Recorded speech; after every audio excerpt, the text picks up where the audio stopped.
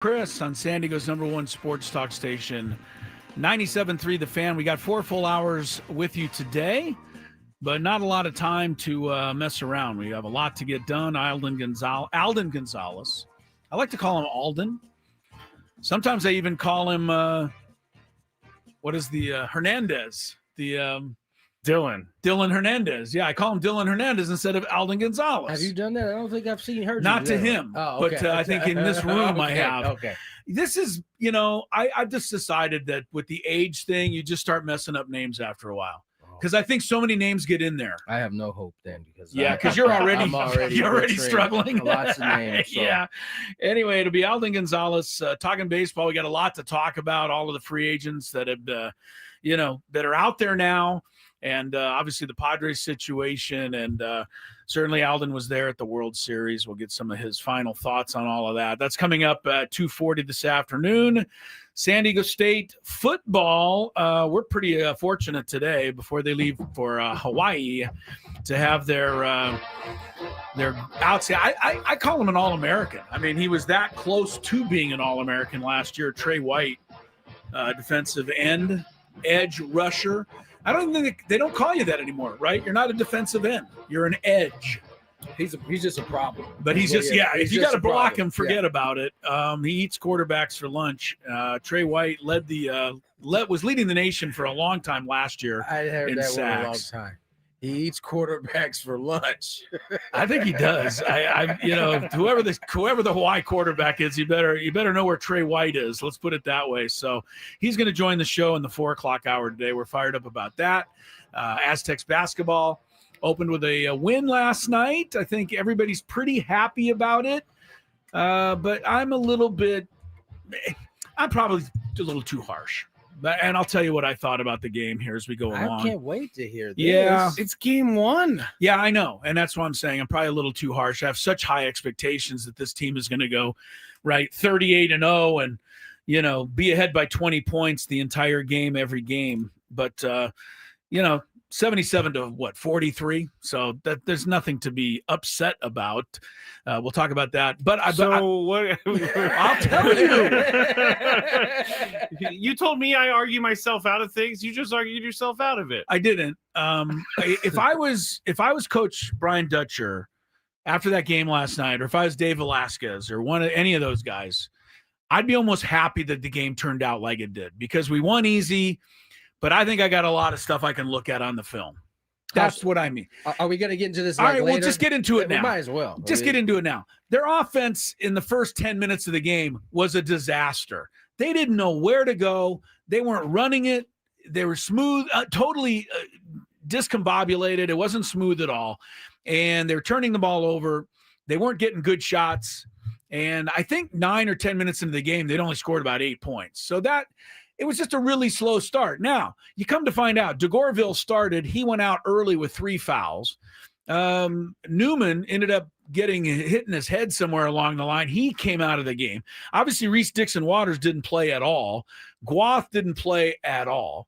So maybe it was understandable with all of the little things that happened throughout the game that they couldn't find a good rhythm for quite a while. Yeah, so that was my only thing. I was watching that. I'm like, come on, guys, let's make it look like we know what we're doing out here. It was ugly for the first 10, but I think that should be expected, right? Okay. You're missing one of the guys who starts, at least who has been in practice and starting, up to this point. The 3 fouls. I just think these guys were super up and probably overly excited for this game because a lot of the fouls were. They were in good position. It wasn't like they were reaching. It was just they were overly aggressive, a little too times. much. And I think they settled in as I expected it to, and just gradually separated themselves and ran. I mean, I saw Miles Bird throw in a 3-pointer from about half court, and I was like, "That's the good news." The bad news is I don't want him to fall in love with that. He shot the ball well, but he shot it pretty well. Yeah. The 2 freshmen really played really well. Harrington made a dunk that was, you can't put it to an NBA level, Tony, but when you're coming down the lane and you take one step past the free throw line and then hang and then slam it down. I would say that's why. not bad. I would say that's why you can put it on an NBA that's level. Not bad. That's not a collegiate move.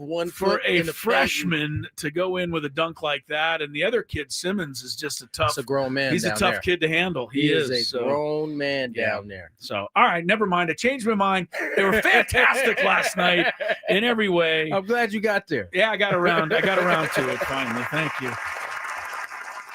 So yeah, Aztec basketball 1-0. All right, here's what I wanted to open with, but it's okay. Tony. Yes, sir. You got 106 days left of freedom, my friend. No way. That's it? It is so close. They announced the start of spring training today. What's the date? February 20th. Of course, you play the Mariners. You know, that's the annual kickoff luncheon, game against the Mariners on February 20th. So you got 106 days of freedom, and then day 107. That's a Friday. You're back in the booth with Jesse, and it'll be another season will be upon us. That's a Friday. That likely means I have to be there a week before. Probably that. so. Yeah, we're going to see. February 13th. Does that mean we're not going to get to spend Valentine's Day together again? That's exactly what that is. That's too bad. That's exactly what that is. All right. Well, anyway, the Padres, the schedule's out. I think tickets, if you want to go down to spring training, going to go on sale about a month from now, December 8th. You'll be able to get tickets and go down to spring training. But, it seems like we obviously just made the last out there against the Cubs. But, it's always the one thing that keeps every fan going is that there's another season, right? It's not like baseball or any other sport's ever going to announce the final season and your last chance. So, you're going to get another one. And it's going to start before we know it there on February the 20th. Also, before we get too much more into the meat of the show, who we didn't mention was Miles Heide. And you thought, okay, he deserved a little love because he helped them break it open a little bit. Yeah, he was the one that kind of got it going. You're right. That slow start. I can see the depth that kind of. It's not in full form yet, but you can see it in last night's game. I know it was Long Beach State, but you can see how it could get to when they just keep coming at you, man. And I thought also, Tony, one thing I did realize in a very positive vein watching the game was that they closed the first half on like a 20-4 run. Yeah, they closed the second half strong, which tells me that your depth is wearing a team out by the end of the half. 100%. They did a great job, kind of just as I said, staying with it and wearing that team down, and that score indicates the wear down. Remember, we will have our biggest fan again today. 5:30, we'll announce today's biggest fan. If you're not signed up yet for your chance to qualify for a night with 20 of your friends in the Odyssey Suite at a Padre game, and the fan staff will all be there. So if you haven't done this yet, make sure you get registered. Go to 973thefansd.com/biggest fan, and then. In fact, do it now because who knows? Your name could be pulled out of the hopper at 5:30 today.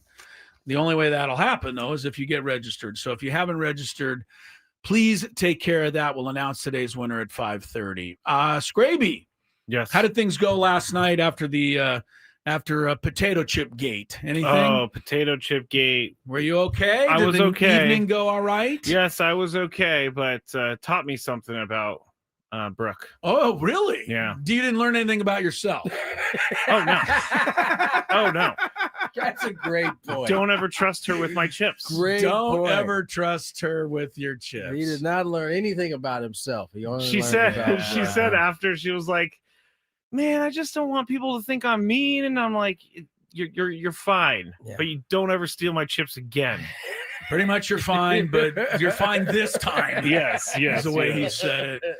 That was at 4:20 yesterday. We talked about if you want to go back and hear the story of how Brooke, offered nicely to bring Skraby a sandwich, and in which he complained about it not actually being dinner, but that's right. I didn't say it to her at the time. You didn't say it out loud. That was just a thought in your head. Yes, and you know what, guys? I've learned a little bit. You have learned something in the last 7 months. I think I've learned a little bit. Okay. That is sometimes I don't need to say what I want to say. You know what's great? That's a valuable lesson there, friend. Yeah. Sometimes it's just better left. Hey, Skraby, I'm going to send you a picture of me doing this. What is that for? Biting my tongue. Learn how to do it. Please don't send me that picture. Well, I won't send you that one. Send me that picture. But learn it, live it, and love it. Well, if you want to stay in love, learn it, live it, and love it. If I said sandwiches are dinner, that would have caused well, what do you want for dinner? I didn't have anything better.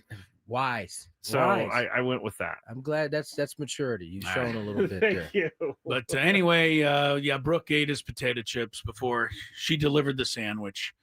So that's how that went. Oh, and by the way, I did check in with Lori Ello on that one. Oh, what did Lori say? And surprisingly, Lori, she was on your side. She agreed with you.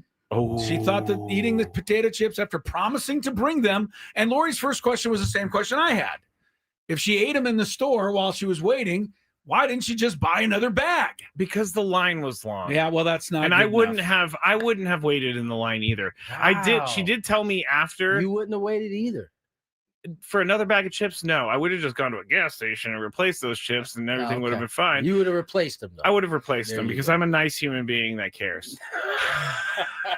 Okay. But you know what's funny is she goes, "Excuse me, who are you and what have you done with the real Matt Skraby?" She said, "Miss Vicky's isn't at Board and Brew. It's not Miss Vicky's. I saw it. It's dirty chips. Dirty chips." And I said, "Well, that's great. I don't know because you ate them." She threw the alley-oop. You're double down. You just very silly. Okay. Very silly. All right. Padres still looking for a manager. They and the Rockies are the only two holdouts in that regard. Free agency is underway in baseball. Padres obviously have some holes to fill, especially at starting pitcher. One of those will not be Shane Bieber. He decided today to stay with the Toronto Blue Jays. They picked up the $16 million option. Chris Sale, not going anywhere either. He'll stay 18. with the Atlanta Braves for 18. All right, so that's kind of the beginnings of the day. We'll get it rolling here.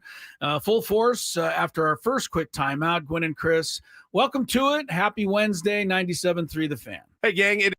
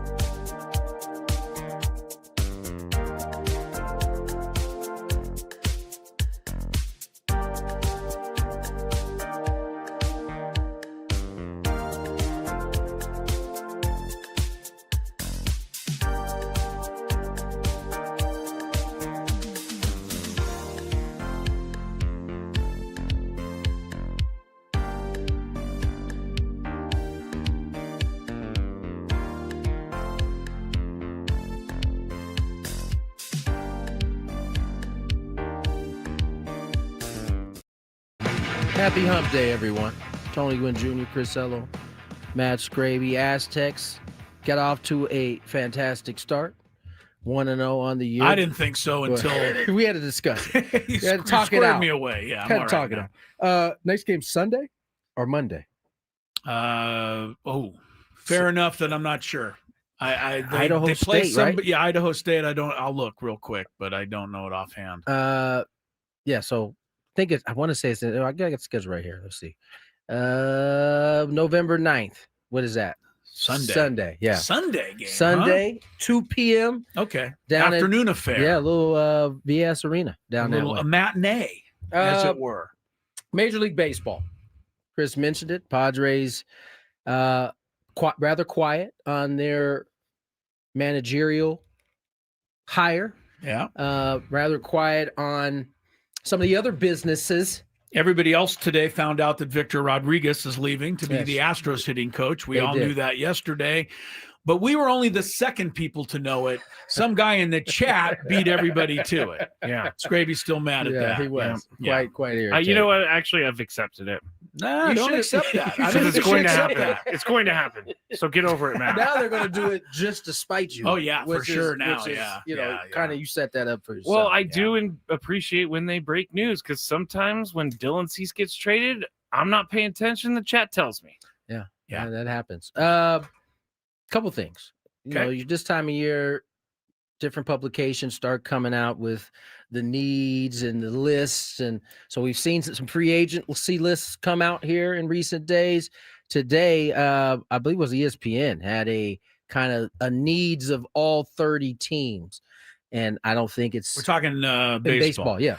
Major League Baseball. Really? Padres, they took time to address the needs of the Rockies, huh? Well, yeah, I didn't even go to that. I was going to say, that was a tab. long paragraph. I'm sure. I know what they said. That could have got ugly. It said biggest needs. It said, no joke, everything.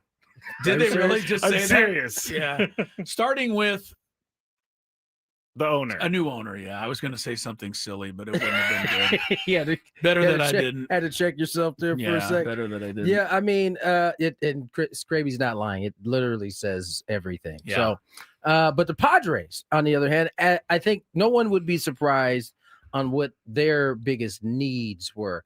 It was a manager and starting pitching. And, Dylan Cease, free agent. Michael King, free agent. Now, I will say, and I don't know if anybody else felt like this, looking at Michael King's projected numbers in this whole deal, 3 years, 75 was his projected contract. Sign him tomorrow, then. Let's go. 100%. We can't, man. We can't wait around. That's to me is good news. On the flip side of that, Cease was, I believe, 6 years, 175. So isn't that? Let me see. He's about just under 25. 30. Yeah. He's about 25 short on King's side, right? If you expanded his 75 out to another 3 years. Here's what I love the projected thing, and that's great. But isn't your projection really what anybody's willing to pay? Right? If one team says, we think Michael King is 3 years, 150 million, 100%. Then the Padres are going to have to come up with 3 years, 151 million if they want to keep him. Right. Yeah, no. So that's why the projections things are nice, so funny. But no doubt about it. I think everybody is on the same page as it pertains to the Padres and the needs they have. A couple names. I mean, that Shane Bieber name. I thought that. I guess it didn't surprise me the way he finished the year in Toronto after getting traded from the Guardians. Probably had a pretty good experience. But that's one name off the board. Chris Sale. They had his option picked up. Another name off the board, but I still think this pitching class is going to be pretty decent. Even if you're not at the very tip top of the type of guys you're going to bring in. They're going to find somebody. I mean, look, they're not crazy. They know that Joe Musgrove coming back from injury and Nick Pivetta is not make a starting rotation. And I know that Randy Vasquez right now, we're all saying, hey, we're good. Yeah, well, we weren't good pretty much the entire season with Randy Vasquez. I don't know that Mike Schilt was ever really good with him. He never let him pitch more than 6 innings. I don't think he had a lot of confidence in him.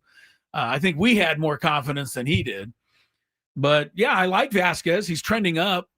but he's not guaranteed. JP Sears hardly engenders any confidence. And really your fifth starter at the moment, if you just didn't add anything, would be Matt Waldron, unless you want to move Morejon to a starter. I'll say this in regards to Vasquez.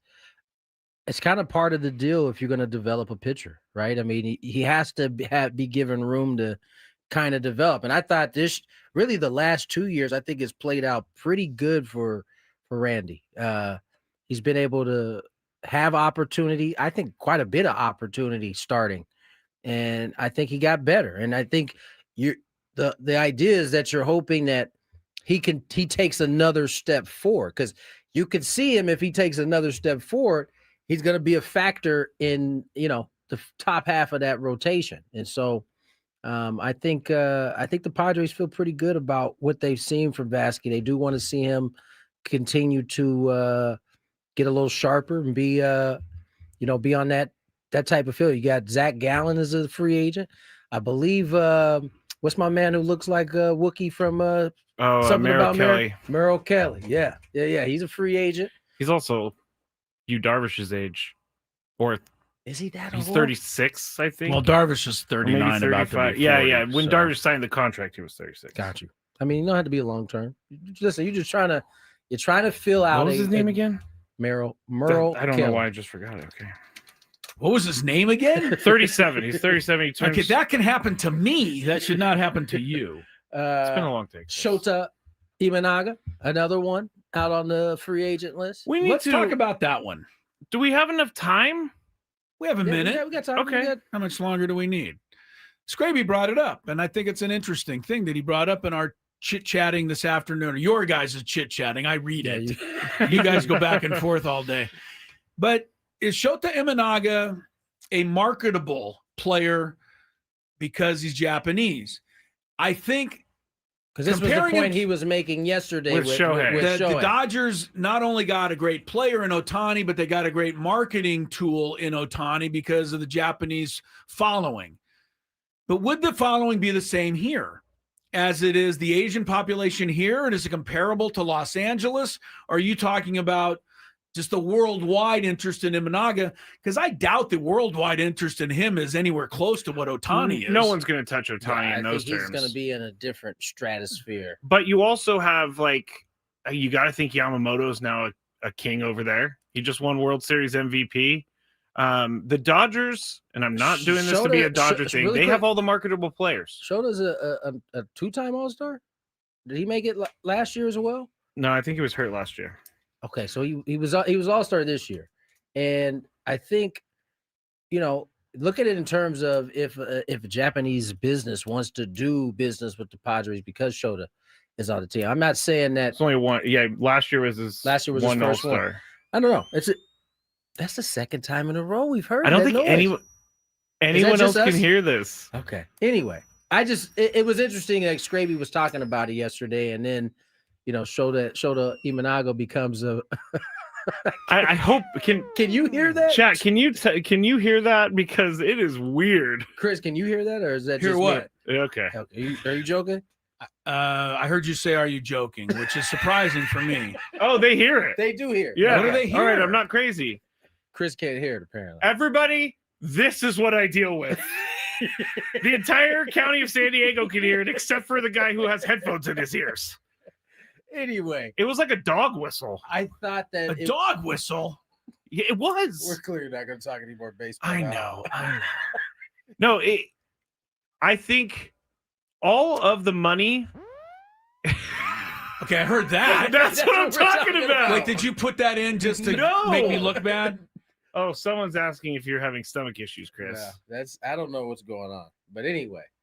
Well, what? That is so all right, weird. That was uncalled for, I think. What is happening?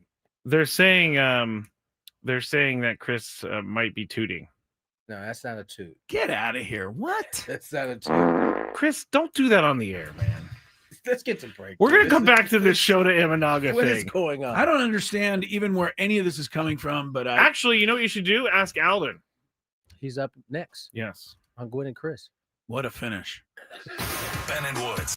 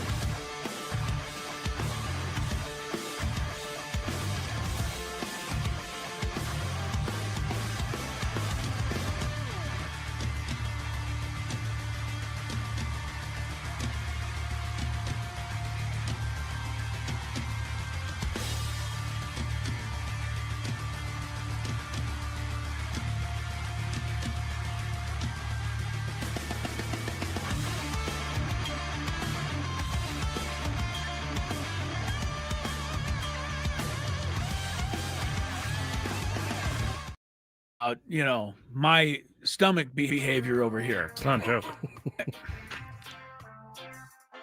Turn his microphone off, or turn your own microphone off. All right, that's not even comical. It's just, I think there's many people laughing right now. Yeah, it's just flat out mean. Just flat out mean, trying to stick it on the old guy and say that he's, having issues. Skraby.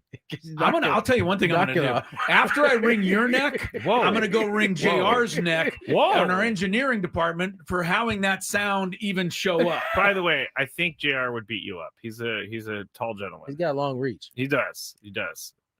And he seems like he would be a guy. You know what I would do? I don't know if he beat you. I want you guys to watch the video of the Inter Miami soccer player who did the back heel kick to the Nashville guy right in the family jewels during the match the other night. What is wrong with Suarez? Did you see it? So this is the dude. His name is Suarez. That earlier spit on a dude. Remember, he's had a problem with spitting on people. It's crazy. He got suspended earlier in the year in a kind of a melee that took place. Oh, and he was trying to be stealth yesterday, or in the match, because it was way away from the ball. In fact, the official didn't even see it. He got no yellow card, no red card, but he has been suspended for a game, which is a big game. Game 3, I believe. Game 3 coming up. And if you see the video, he just runs by a guy. The guy is kind of behind him to the right, and Suarez does a back heel kick like a horse and just catches him right in the jewels. You ever seen That's mean, man. You ever seen Delirious? John Candy? No, no. Eddie Murphy, stand-up. Oh, no. Oh, the stand-up. Right. Yeah. So he's in the beginning of the stand-up. It's Eddie Murphy as a little kid, and he's talking to. He's like kind of doing stand-up in front of his family as a little kid, and he goes such and such, and he kicked him in the ding ding, and that's that's exactly what Suarez did. That's better than the family jewels, maybe. I'm watching. Although whoever he kicked didn't feel too happy about the ding ding or anything. Suarez is he was just getting his footing, guys. Yeah, sure. I mean, he got kicked out of a World Cup for spitting on somebody. Like he's a notorious actor in these type of ways. I don't know how you can ever try to get away with anything now with all these cameras everywhere. So, all right, but that's what I'm going to do to JR if he doesn't get this sound fixed. So you're on notice, JR. Will you stop attacking JR? Well, I'm attacking anybody who's putting me in a position for you to tell everybody that I'm passing gas. I didn't tell anyone. The chat surmised it. You're like the chat surmised it. Hate the chat. Oh man, chat, I love you. It's hard for me to go on after this situation. Well, you're gonna have to, because we're calling Alden in a second. Alden Gonzalez will join us here shortly. All right, that's good. I'll get on to this. And did you not put the read in here? Oh my goodness gracious, I don't see it. That has got to be a mistake on your part. Yes, it is. It ended today. Oh. No, it didn't. You forgot to put it in there. Guys, I have it's not in there at all. 1 point for Skraby. I have a long Wednesday and Thursday, so you're gonna have to forgive me. But that's fine. We can forgive you, but you're giving up that point, though. You start giving up the point because I can't read the Dr. Shapiro hotline right now. Dr. Shapiro or Attorney Shapiro.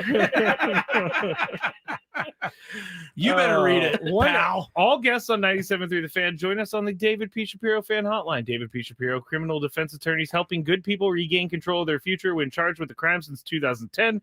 Visit davidpshapirolaw.com. You're right, Chris. Dr. Shapiro. I will be better. Did you say you love that guy? No, I don't like the name Dr. Shapiro for some reason. All right. I like David Shapiro. Yeah, Alden will be on with us. We got a lot of baseball to discuss. I got to see who he thinks the Padre manager is going to be. I'm curious what he knows, if anything. Alden was the first one on the Pujols interview the first time around. Yeah, so. Alden's usually pretty on it. I also want to see how he categorizes the Dodgers. So that'll be is he calling in? I'm calling him right now. Oh, you're calling him right now. It would also be interesting to see if he thinks 6 years, $175 million for Dylan Cease is wild or not.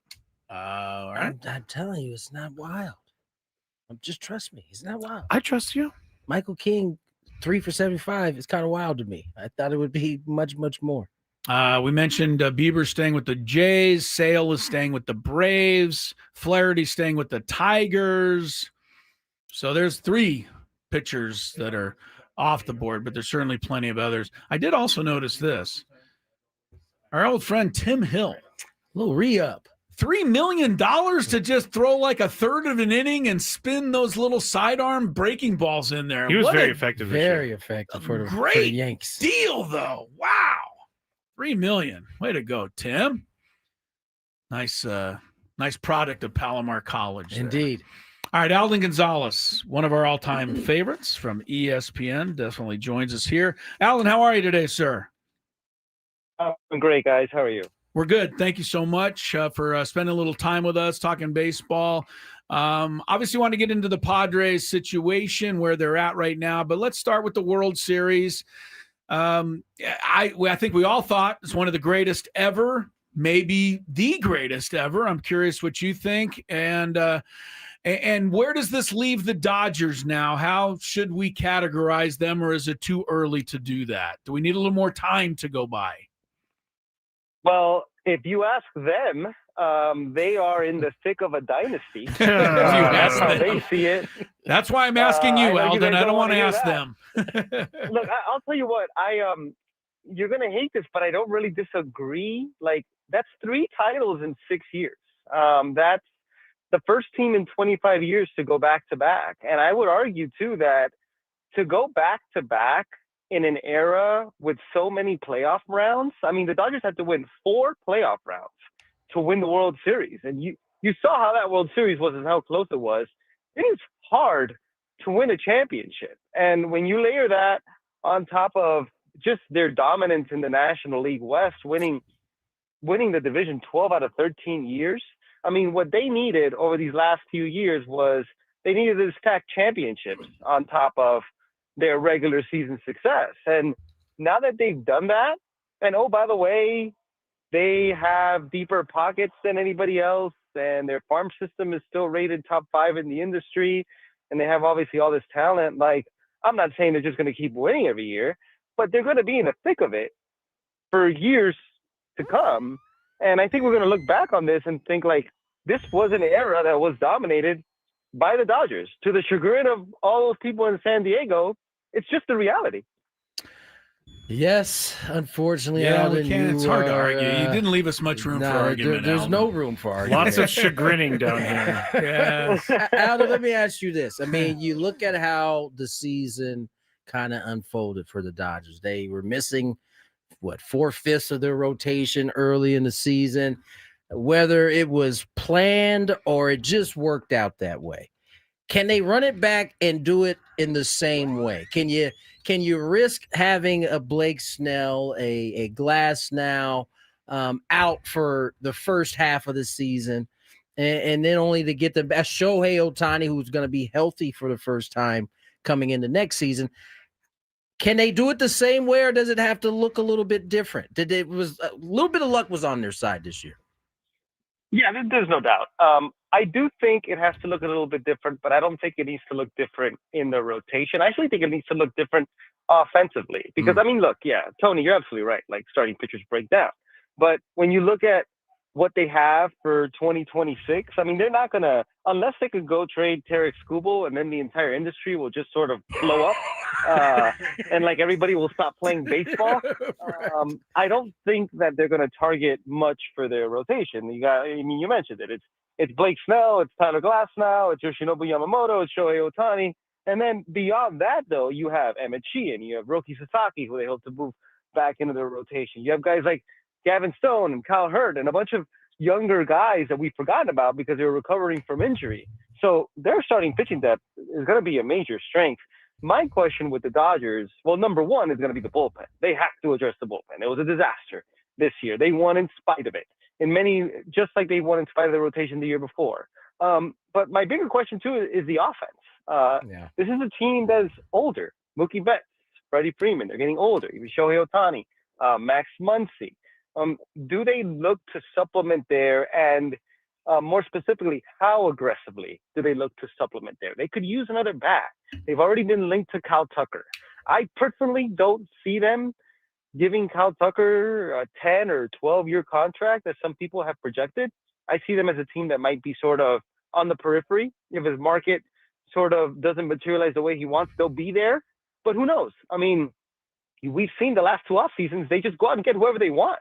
And they don't care who gets mad about it. They just go do it because they can. So that's what I'm going to be interested in looking at is, in addition to their bullpen, do they address their offense? Because I don't think that they could run it back with exactly the same group. Alden Gonzalez is with us from ESPN. And God, from your mouth to God's ears, Alden, please let the Dodgers give somebody to having, a solid number 8 hitter in the lineup rather than, people like Tommy Edman and automatic outs like that.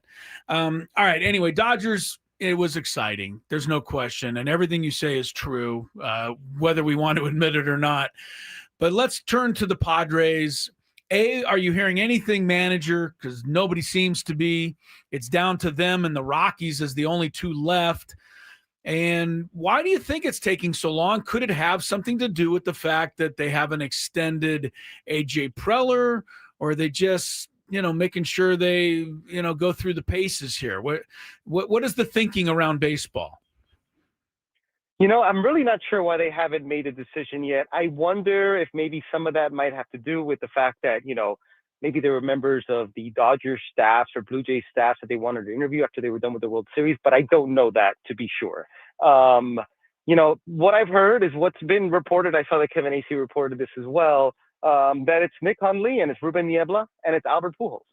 And I think at the end of the day, this hiring who they land on might ultimately tell us who's making the decisions here, right? Yeah. And I don't know whose guy is whose, but I do wonder about whether it's going to be A.J. Preller, who, as you mentioned, is on the last year of his contract, or if it's going to be ownership or somebody like Eric Grupner, who's closely tied with ownership, who's going to make the decision. And I do wonder, and I don't know this to be sure, but I wonder if that's part of the struggle right now in terms of who wins out, who gets that job. But I will say in the meantime, there was news today that Victor Rodriguez, their hitting coach, is joining the Astros. Yeah. I think that's a huge loss. I think Victor Rodriguez is one of the best hitting coaches in baseball. And I think he made a big impact on that lineup in terms of how to adjust to hitting in that ballpark. And I will say this too, if Ruben Niebla doesn't get the manager job, it would be really important for them to keep him as their pitching coach. No doubt. And I don't know how you guys feel about it, but I thought Ruben Niebla and Victor Rodriguez were 2 of the best at their jobs. They were major assets on that coaching staff. So the hope would be, I think especially for Ruben Niebla, who's one of the most well-regarded pitching coaches in the game. I know he wants to manage, but that might be part of the thinking too with the Padres is, they don't want to lose Ruben Niebla in any capacity. Maybe that pushes them to give him the manager job. But this is a big decision. Look, and if it's A.J. Preller who ultimately makes this decision, he's not going to get to hire another one. This is going to be it. Yeah. So he's got to get it right. Yeah, Alden Gonzalez joins us here, ESPN, and you're 100% right. I agree. Both Victor and Ruben are 2 coaches that are as good as it gets in this league. You already lost one. Do you have to keep the other? In order to keep the other, does he need to be a manager? They got a lot to sort out. Let's talk a little bit about actual free agency now that the season has ended.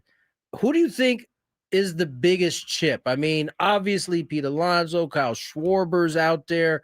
Who do you think is the creme de la creme at the top? Well, it's Kyle Tucker. I mean, there's no doubt about it. He's going to get the biggest contract. The combination of just how great a hitter he is, along with the speed and the defense, and the fact that he's going to be, I think he's 26, 27 years old as a free agent. I mean, that's prime age to be a free agent. So the big question with him is going to be health. He's had some bad injury luck these last couple of years, but he's going to get the biggest contract in free agency, there's no doubt. Outside of him, probably Cody Bellinger is a big one. I think this free agent crop, I think, sort of lacks the big headliner, right? Like there's no Juan Soto, there's no Shohei Ohtani, obviously, but it's really deep in power hitters. Yep. Tony, you mentioned a couple with Kyle Schwarber and Pete Alonso, and I think it's really deep in starting pitching. And I think that's a good thing for the Padres because look, I mean, I don't need to tell you guys, but they need starting pitching. I think that's going to be their number 1, 2, and 3 priority going into this offseason. I will be interested to learn if, and maybe AJ Preller could answer this at the GM meetings next week, if Mason Miller or Adrian Morejon are going to transition into the rotation in order to make up for some of that. I don't know. But with Yu Darvish not pitching next year, recovering from UCL surgery, Joe Musgrove coming back from Tommy John surgery, a lot of other unproven guys in that rotation outside of Nick Pivetta, they need to go after starting pitching. And, luckily for them, the free agent market is replete with starting pitching. The question with them is going to be, though, how much money do they have to spend? Alden Gonzalez, fantastic insight as always. I got a couple minutes left, if you don't mind me stealing it, because you said 1, 2, 3 on the starting pitching, but I think a lot of fans think number 4 then would be a power hitter. Either DH or, first base.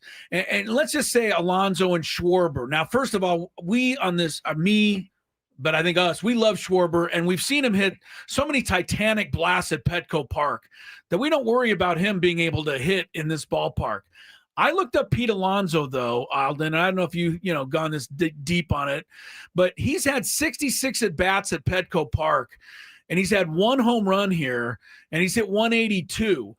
Does that ever factor into, like, if the Padres were close with Pete Alonso, would they, you know what I mean? Could that turn the tide? And do you think Schwarber would have any interest in coming to the West Coast if that were, the way the Padres could afford to go? Well, I'll answer the Schwarber question first. I think any team that's trying to get Kyle Schwarber is going to have to outbid Dave Dombrowski and the Phillies, because I think they might retool that lineup in other ways, trading Nick Castellanos, maybe trading Alec Boehm. They might get a new catcher because JT Realmuto is obviously up there in age.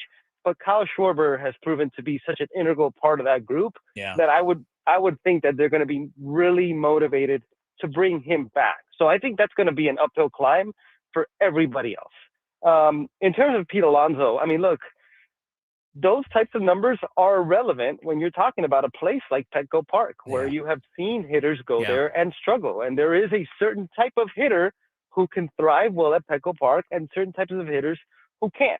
But look, I mean, Pete Alonso has proven not only that he's one of the game's most prodigious power hitters, but that he's also somebody who, like Manny Machado, he posts. He doesn't miss time. He plays every day. And so it's been tough to see that the industry hasn't really treated him as such. I would think he would have gotten more love, but just like power hitting first basemen are just sort of have fallen out of favor for whatever reason. But I will say, in terms of the Padres, for me, it keeps going back to how much money do they have to work with. Yeah. Pete Alonso's looking for a 5-year contract. Okay. And that's going to be a 5-year contract. That's going to be with an AAV of, just spitballing here, $25 to $30 million annually.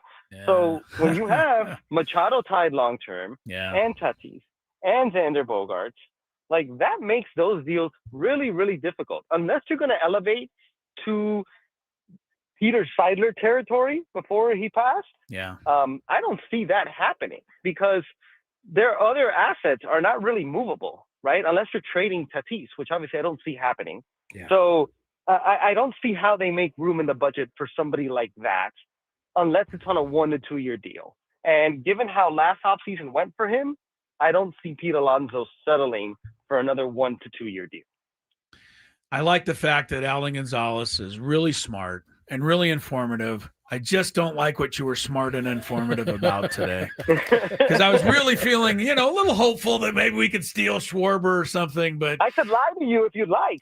No, I don't. Exactly. I love it, man. No, I don't want you to, but yeah, it's the reality. It's the reality. We'll see where it goes. Thanks so much again. Thanks, as always, Alden. We'll see you down the road. Thanks, guys. Take care. Appreciate it. All right. There he is, Skraby, with the truth, as they say.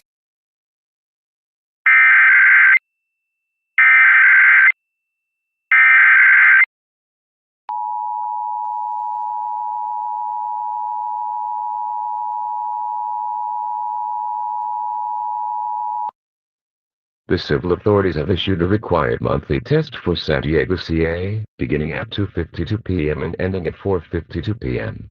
Test. This is the required monthly test. Test. This is the required monthly test of the emergency alert system.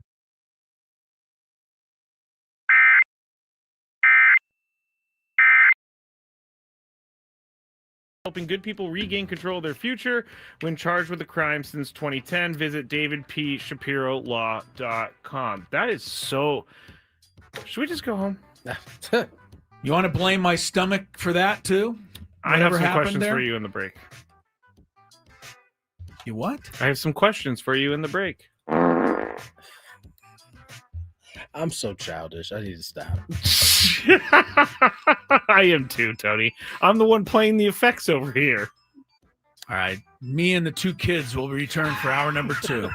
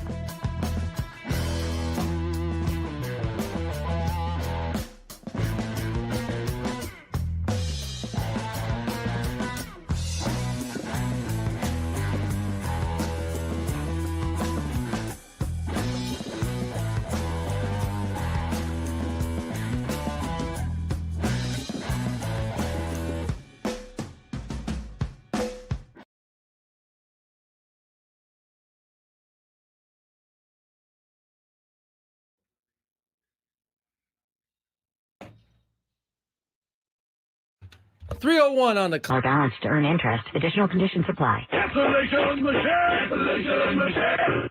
Check cancellation!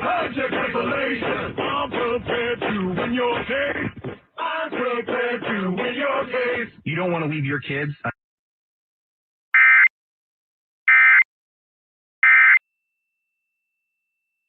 on you. It's usually not looking at me. We are just, all this joking around about what I might have eaten today is taking away from the fact that we are having a debacle in terms of the ones and twos, as you like to say. Skraby's pushing buttons.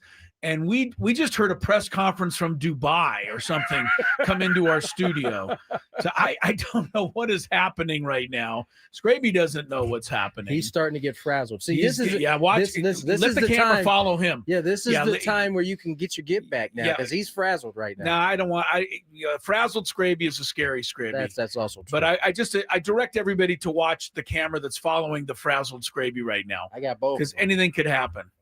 Anything could happen right now. This is happening in more studios than just ours. Are we being hacked? Don't even say that. Oh no. I'm not sure if we're on the air or not. At all. People in the chat, this is why can they hear us? Can you hear us, chat? Tell me if you can hear us. Chat. Because I have no idea what is happening. Because if we're not on the air, I don't want to use any of my good material. Okay, they hear us. Okay, cool. We're good. All right. We're on. All right. So they can hear me say the fact that Skraby, this is the karma that you get and deserve after treating me so poorly. Yeah, I think this is karma smacking him right in the back of his head. Now, I want people to know. No, it's not, because it doesn't really matter to me what happened. I think it does because you're you seem a little frazzled. Well, at first I thought, hey, this would be really bad if Fox News was now broadcasting on our station forever and ever. So, is that what we had coming? We have no idea. I just saw the engineer of the hall. He's like, I have no idea what just happened either. Oh, great. So we might be hacked. No, but now it's all fine. Okay. It's back to normal. But back to what Chris said about me treating him poorly. I put up a video on Instagram, Gwynn and Chris. I just want everybody to know Gwynn and Chris SD. Chris's irritation is real. Like you can hear it in his voice. I don't know. But I'm also keeping my calm as I am irritated. That's true. You are keeping your calm. But I don't know if anybody noticed in the first segment at the end there, like Chris was really upset with Skraby there. No, it's just ridiculous. I mean, some of the stuff he does, it's not even fun radio banter.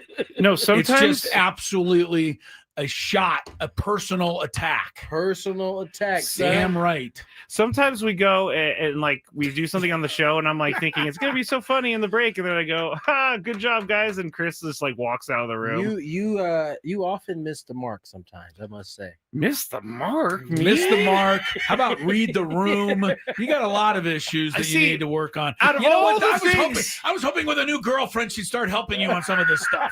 Out of all the things that you're embarrassed about, you're not embarrassed about a lot, but you're embarrassed about people faking that you farted on the air. Yeah, I think that's pretty embarrassing. Honestly, I do. Yeah, I'd that's rather a weird not thing to be embarrassed about. I'd rather not be known for that, especially when it's not happening. Oh yes. Who's Chris Ello? That guy that farts on the air. Yeah, have you ever listened to Gwynn Chris? Now we're talking about it so much that it's going to become real. This is not where I needed that. You know, listen to Gwynn Chris just sometime in the show. Chris does. Okay. I think you played that. I think you played that to the hilt. I promise it's it. Chris, I sent you a text yesterday. Which one? Bulls ain't playing. You sent it over the weekend. I sent it back to you last night because they weren't playing again last night. The Bulls 24-point lead they erased. Man, and that was an exciting finish. Old Vuk hit the 3 ball in the corner.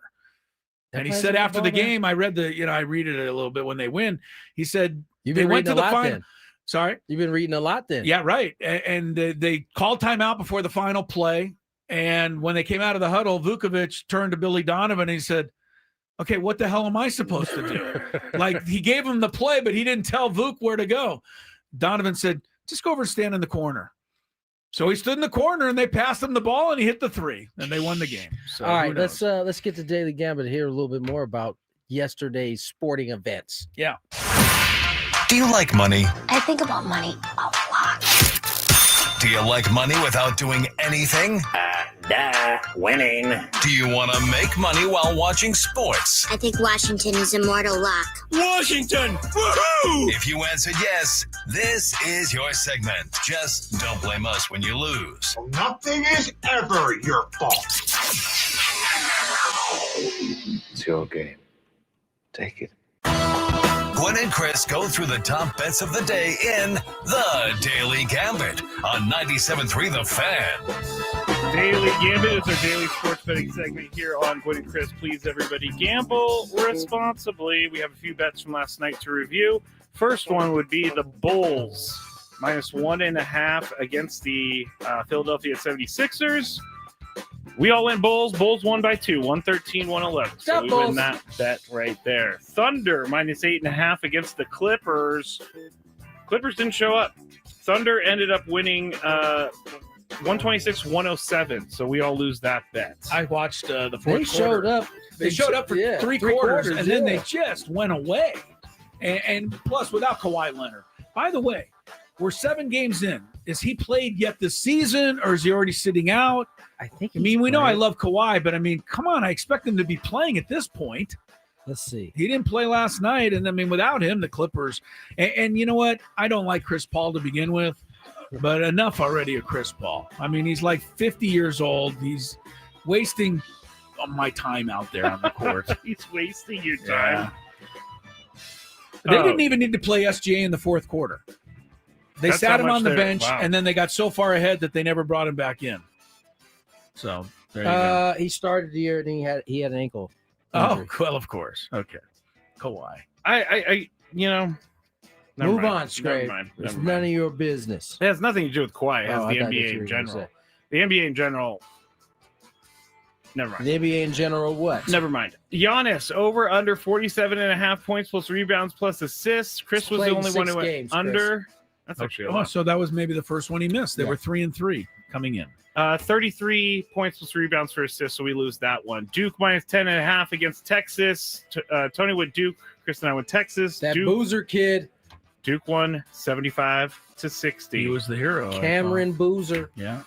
playing like a boozer or a bruiser. I was gonna say, is he hiccuping or something? Aztecs -25.5 against the Yes. Beach yesterday. Who picked the beach? I picked the stupid Beach, What does that and the say Aztecs about you? won 77-45, I 32 must say, points. that is what I was looking for. Nice, comfortable. Could they cover? Could they cover? Right. Because Yeah, I that's, agree. That's the start, right? Because you mentioned it yesterday. They had a bunch of these games where they were favored and they would win, but they would just kind of win, right? 30. They not only did they cover, they had some room to cover too as well. Very So, good, guys. All right, so next one would be Ohio and Miami of Ohio. Ohio 3-point favorites in this one. I chose Miami. This game had a score of 10-6 going into the fourth quarter. Ended up with Ohio winning 24-20, so they just barely eke out the spread. And you guys chose Ohio, so you win that one. Now, was it who scored more points? It was who scored more points between Miami of Ohio, and then UMass and Akron. So that was 44 points. UMass Akron outscored them. Okay. So Thank you. that's how that 44-10, turned out. so 54. All right. 54. And then finally, what did the Kings do? Kings shut out Winnipeg 3-0. Sorry, Tony, you lost the bet on they them, did. of course. Yeah, Kings were 1-0. They got 2 goals why are really they late. treating someone like this who has been Yes, a fan of diehard theirs for so supporter. long? Yeah, they won't help you it out. I'm 10-4. Tony's 9-5. I only say that to get to Skraby's record so far this week, 2-12. Yeah, it's bad. Jeez, man. Yeah, that's hard how. to do. That's how. Mix in a win. As much. I just led the last 3 weeks, Mix in a win. Mix in a win, guy. No kidding. guy. We'll get to our picks in a second because we're almost at the end of the segment. But I did want to point out where you were about headed, Skraby, with the NBA was the load management and the guys missing games. I'm pointing this out in your defense. Tonight's Golden State Sacramento game. If you bought tickets to this game, you will not see Steph Curry, Draymond Green, or Zach LaVine. Where's this game Or, I got to look now. Skraby, help me here. Where's it at? Skraby, help me. It My is. computer's doing It's at one of home. those. Or It's Kings are at home. Kings are at home, but you don't get Steph, you don't get Draymond, you don't get Jimmy Butler, you don't get Sabonis, you don't get Zach LaVine. I mean, really, this is almost like a G League game. And that is something that the NBA, I don't know. We've talked about it before, Tony. I don't know how they can control this, but I mean, no one's playing in this game tonight. So I guess they can shorten the season if that's, I don't know that this is going to. There are going to be games that people buy tickets for that they're going to miss. Steve Kerr said it straight up.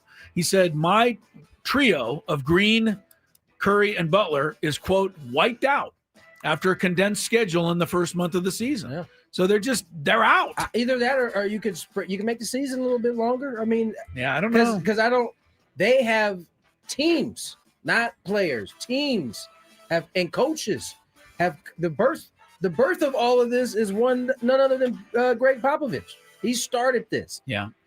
And so teams have come to the conclusion that if we don't do this, these guys will not be who we need them to be down the stretch.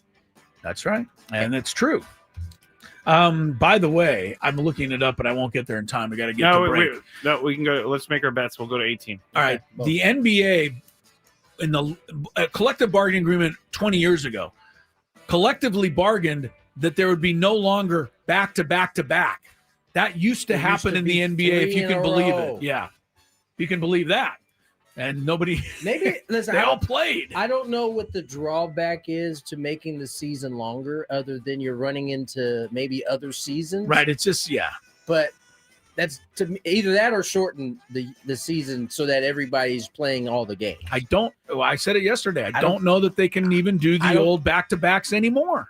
They're going to have to space it out. But then they'd have to make the season longer. So be it, because if that's going to keep people on the floor. Keep people playing, for sure. All right, let's go. Lakers. My goodness. Right, like the NBA, come on. Well, it's difficult, and it's difficult in the wagering world. I think part of the issue, too, is the way they play now. It's so wide open, so much up and down. Whereas, in the 80s and 90s, even dump it into the post, there'd be some guys cutting off. Take a little while, rest. Run an offense. There was NBA players in the 70s that were flat out fat. I'm not kidding you. You can look at some old highlights and go like, that guy was in the league? I thought Gilbert Arenas explained it perfectly. He said the difference between when he came in the league and now is that you had to know how to play basic basketball. You pass the ball, you cut, you screen. Now it's so wide open that it's just you just react. Dribble, drive, kick. Either the shot's there or you rinse and repeat. Dribble, drive, kick, shots there. And so it's just a different game. And I think because of it, it's way more activity happening in terms of how they play. And so spacing it out or shortening it is really the only answer. All right, Lakers minus 1.5 Spurs. Big game of the night. Big in game. LA. Big Spurs game. are 5-1. Lakers are 6-2. Luka is supposed to play. Yes. And my man, Hillbilly Mamba. Hillbilly Mamba.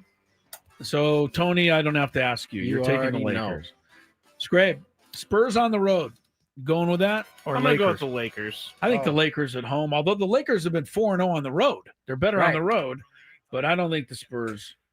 I'm hearing stuff again. It's been so weird. I'm all over the place. We're all going Lakers. OKC minus 3.5 tonight at Portland. They're 8-0. They're the only undefeated team. I think tonight Portland gets them, although I don't like 3.5. I'll take Portland for the hell of it.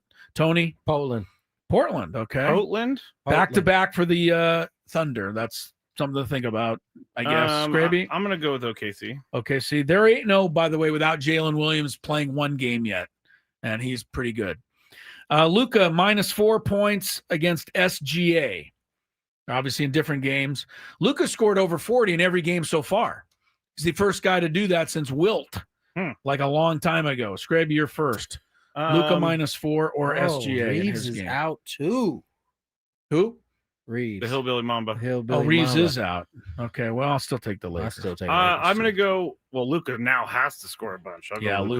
Luka minus 4, but he's going crazy. He's gunning today. SGA's even kind of easing into the season. Luka's just shooting it up. So we're all going Luka. Wemby 43.5 points, rebounds, assist.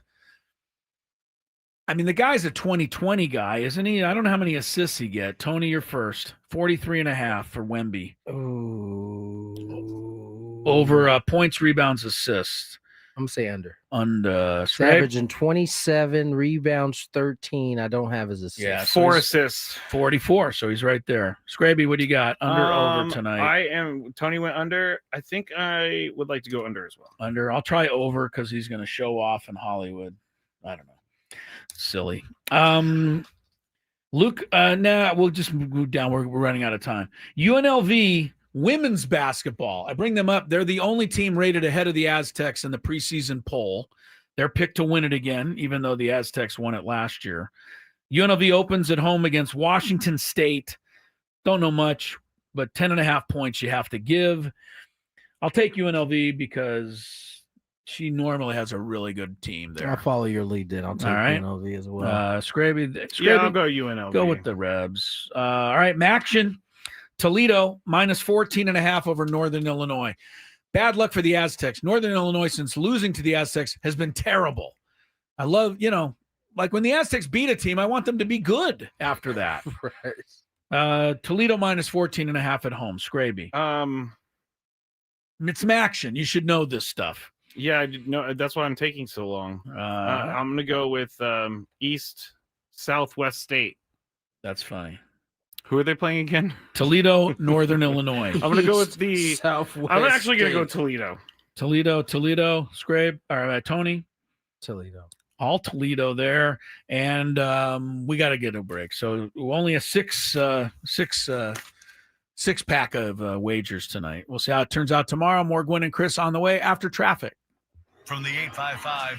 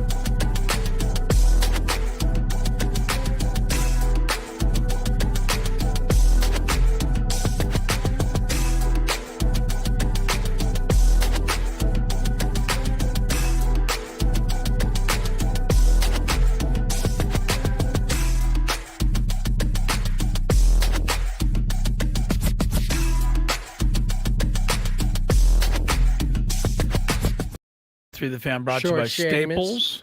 Staples. Have an easy holiday. Only at Staples. Save on top tech and gaming gifts, plus shipping supplies and services to get your packages there safely. Don't forget custom cards, invites, photo gifts, wrapping paper, and more. Staples. That was easy. Gwynn and Chris, $3.25. Last week, Lori ordered something, with the old Amazon delivery or whatever, and it was one of those things that was going to get there the next morning, and we needed it for whatever purpose, whatever that package was. And Lori goes, "Oh, my phone says the package is here. So can you go outside and get it?" Package wasn't there. Can you go to maybe they put it in the mailbox. I doubt it, but maybe I checked the mailbox. It wasn't there. I doubt it. So she goes to her phone and says, "Well, here's a picture of it." So they took the picture, but it was not left at our front door. Lori goes, "Do you mind walking around the neighborhood and seeing if you can find the package, please?" Could have been any door at any place. Did you walk around the neighborhood to look for the package? It was across the street. Thank goodness. First one. Is that the first one you looked? First one. Yeah. All right, good. But I was like, I'm going to be on a wild goose chase here. And don't even try to come back without it now. Yeah, it's probably not going to work in your favor. I think I caught someone trying to be a porch pirate because I have cameras, and so I saw the camera activated, and I saw the Ring camera. Yeah. And this person was like, kind thinking of about around, stealing your package, doing this, and so I was like, you know what? And I ran to the front door and I opened it. I said, "Can I help you?" And they're like, "No, I think I got the wrong house," and just walked away. Look at the Kenny over here. Don't call me it. No, they were gonna steal our package. Do you know that?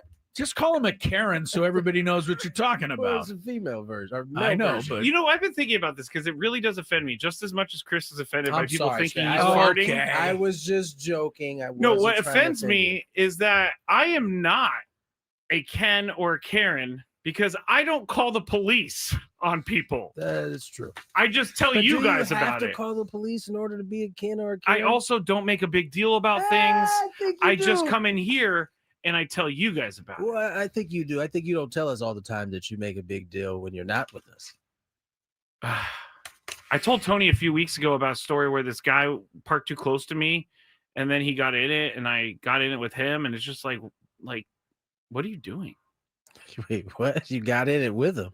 Yeah, remember the guy who parked too close to me, and I opened my door, and I kind of barely touched his car, and he was like, off on you. Oh, that's right. He was like, "Don't touch my car at the door," and I was like, "Park in your spot then." Okay. Like I said, that's a good start. I said, "Park in your spot," because he was one of those guys who had his tire like over the parking spot line. Yeah, can we address when you park?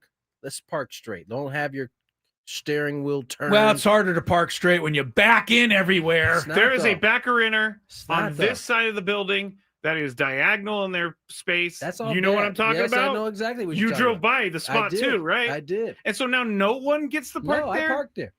You parked next to the diagonal guy? He was reversed too, right? He was reversed. Yes. So what I did was I also reversed it. So he's going to get in on his passenger side. I'm going to get in on the tight side. Look, the tight Parker backer upper who is now door to door with me getting out and them getting out. That's got to go. See, it's the passenger side on my door side. Go. So I'm assuming he's riding out or she is riding out by herself or himself. So he won't have to worry about beating up my car. I want to thank, we'll go to break here. Rory McIlroy told everybody today that the executive chief. Is this your big five? No. Of the PGA, Derek Sprague, sent him a personal apology for all of the crap he had to endure at the Ryder Cup. And I'm thinking, why do you think he put that out? Well, I'm just saying, I'm thinking Rory feels fine now. Rory said he wants to move past it. It wasn't just any apology, a personal apology. I mean, I love apologies. I get the intent, but I don't think anything can make up for the terrible fan behavior at that event. Yeah, all right. It was pretty ridiculous. It was bad. What do we got, Skrabe? I know we have Trey White a little later from the Aztecs, but Sports Court is next. Okay, good. Let's go. Up. Ben and Woods on the Fan. What are we doing, guys? I'm going to see the museum for the first time ever. It's going to be sweet. See my dad's plaque. See where Trevor's plaque is going to be. It's going to be pretty dope. Chris, I'm going to go to the Hall of Fame for the second time because I went earlier today, but I'm going in to see Tony go into the Hall of Fame. So all the way straight and back left. Straight back left. Straight on that back wall. This one? Yeah. How you feeling, Tony? I don't know how I'm feeling right now, honestly. Excited? I'm definitely excited. Hello, Eric. How you doing? Pretty good.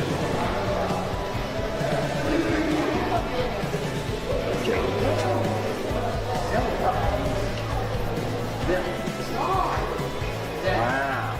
Just like I told you, next to the famous Barney Dreyfus and Leslie Wilkinson, whoever they are. That does look like them. I know. It's a good shot. They don't do them all that great. That one's good. Really good.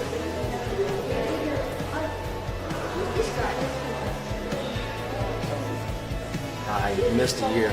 300. Must have been bad. Huh? I used to be. Not anymore, though. Oh, it's so cool. What team did you play on?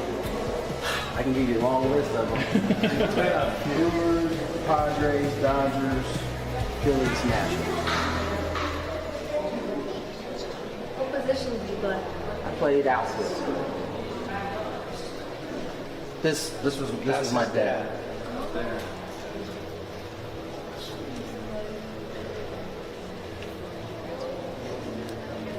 Oh, there's Dick Williams, Goose.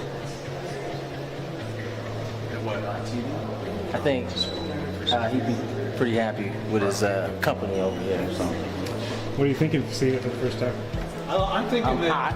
I'm quite warm right now, but it's cool. I mean, it's what I thought it was going to be. I mean, who not too many people can say they have a dad that's enshrined in this place. So I think this is awesome. What are we doing, guys? I'm going to see the museum for the first time ever. It's going to be sweet. See my dad's plaque. See where Trevor's plaque is going to be. It's going to be pretty dope. Chris, I'm going to go to the Hall of Fame for the second time because I went earlier today, but I'm going in to see Tony go into the Hall of Fame. So all the way straight and back left. Straight back left. Straight on that back wall. This one? Yeah. How you feeling, Tony? I don't know how I'm feeling right now, honestly. Excited? I'm definitely excited. Hello, Eric. How you doing? Pretty good.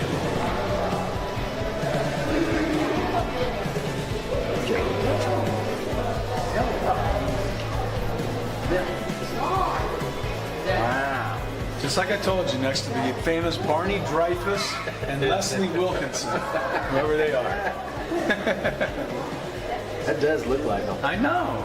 It's a good shot. They don't do them all that great. That one's good. Really good.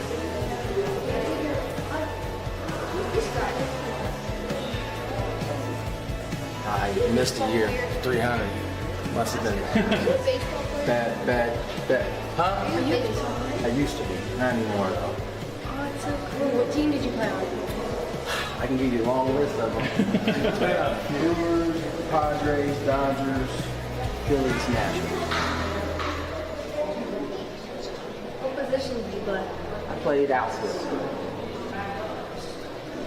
This was my dad.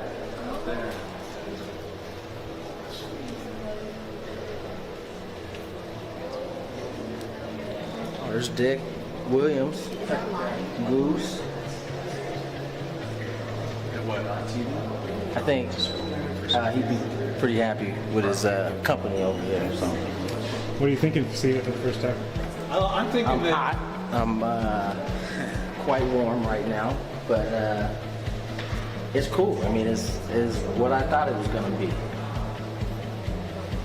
I mean, not too many people can say they have a dad that's enshrined in this place. So I think this is awesome.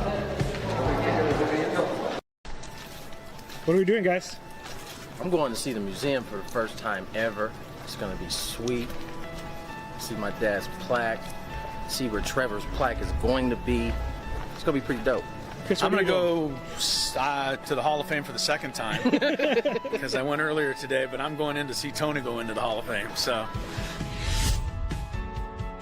all the way straight and back left. Straight back left. Straight around that back wall. This one? Yeah. How you feeling, Tony? I don't know how I'm feeling right now, honestly. Excited? I'm definitely excited. Hello, Eric. How you doing? Pretty good.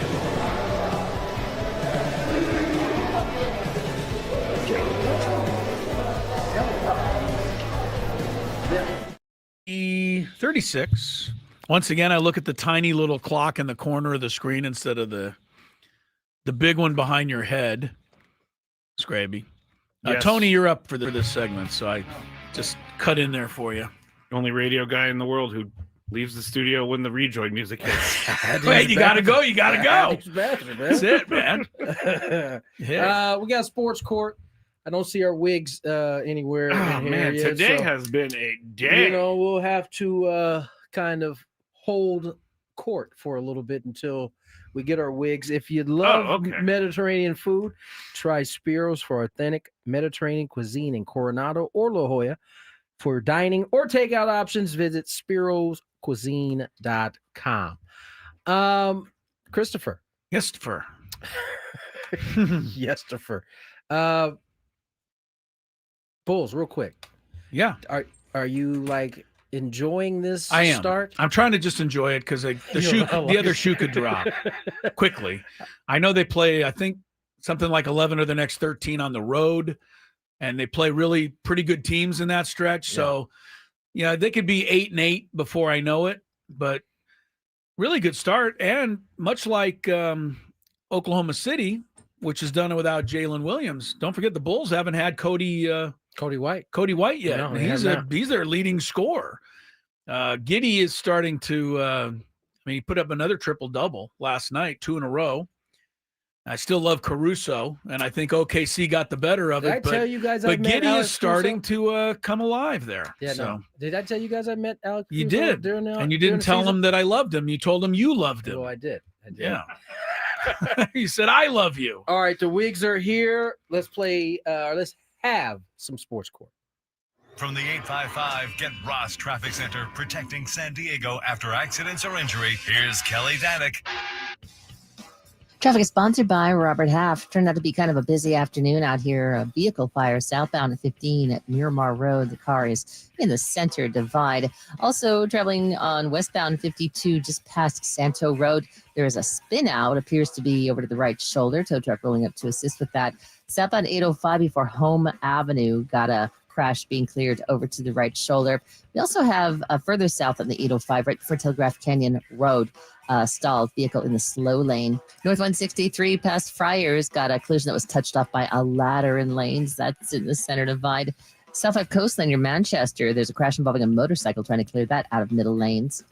At Robert Half, they found that 67% of companies want to increase contract talent. That's why the recruiters' expertise and award-winning AI work quickly to find the candidates you want. At Robert Half, they know talent. Visit roberthalf.com/talent today. I'm Kelly Danick with Gwynn and Chris, San Diego's #1 sports station, 97.3 The Fan. Do you have a sports issue, San Diego? Do you need a third party to make a decision?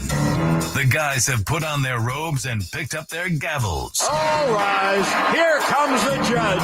Gwynn and Chris Sports Court starts now on 97.3 The Fan. I gotta say, Tony looks like Joe Dirt right now. He looks hilarious with his wig on. You can go watch this if you want. Just go to YouTube, search Gwynn and Chris, or youtube.com/@Gwynn and Chris SD. Wish he looked as good as me with this wig on right now. I love that movie. That was a great movie, wasn't it? Yeah. I was just about to say what a dumb movie it was, but I knew he'd jump in there and tell everybody how great it is. Just because it's dumb doesn't mean it's bad. True, but in my mind, you're either good or in a comedy like that, you're either good or Right. dumb, and Right. I don't think you can be both. Remember what the meteor was? It ended up being I frozen don't- poop that from a movie plane. That movie was so ridiculous that I don't even remember like a lot of it. Really? I know I laughed, but it wasn't good enough for me to remember lines. All right. You got some Joe Dirt lines? Yeah, like Oh, you don't. You see, that's how you know it wasn't a good no, he movie. says you're my only friend, Mr. Meteorite, or something like that. Like I don't that's, have a that's a real har, good That's the line you picked. Memorable. I can't deal with it today. I can't A deal line with it today. a line that stands the test of time. I can't deal with it today. A line that could be in any movie ever made. It's a great movie, Tone. Don't you kid yourself. Joe Oh. Dirt. I forgot that Chris is too hoity-toity for I movies am. like No, that. no, I in just Chris, can't- hold up. In Chris's defense, you say every movie is good, like every movie. I think I have a little just a don't- more acquired palate than you do. I think there's only been one time where you weren't just straight up. Oh, that movie was good. There's only been once. I don't even remember what I that movie enjoy was. movies. Because I have a long list of movies I absolutely love. But I think, they have to be a They good all movie can't be good, before though. Right. Yes, they can. No, Tony always tells me, yes, they can. all movies can be good. Okay. We got. Especially lately, by the way. Movies have been I haven't watched any Hurting. movies. The last like movie I new watched movies. was Sinners, which was actually really good. Oh. I heard that was pretty good. Yeah. It's scary, right? So that Yeah, it's a not my vampire favorite. flick. Oh, vampires, yeah. Okay. What did I watch recently? Little Jordan, Oh, Jordan Peele. I watched, and I won't give away anything, but I watched A House of Dynamite on Netflix. I think Chris was interested I in did that. was interested in that. Yes. Did you like it? Was it good? Great You know movie. what? Didn't like the movie. Oh, you didn't like it. No, and you guys will know as soon as you watch it. Okay.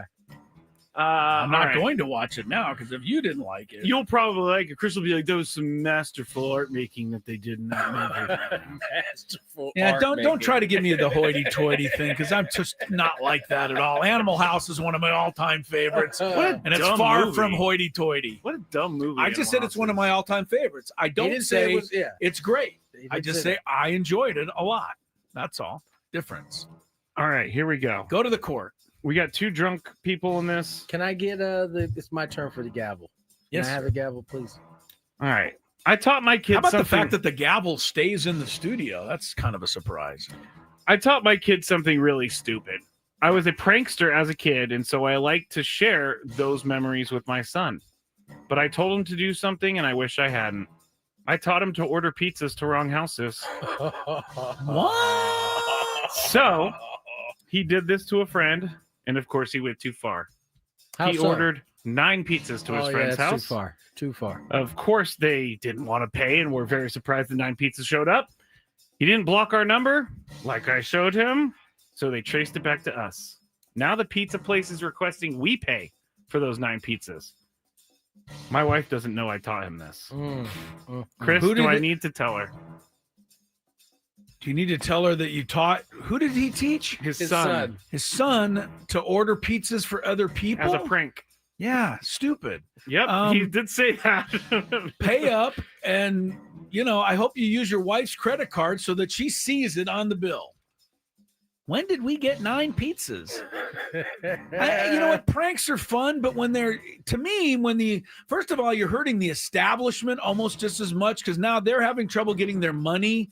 So you're trying to prank so-and-so for having 9 pizzas show up.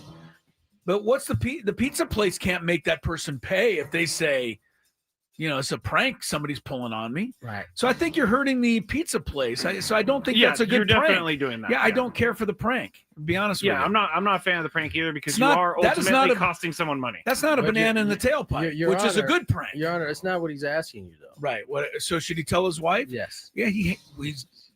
What if he goes and pays this off the books? Oh, Off the books is an option.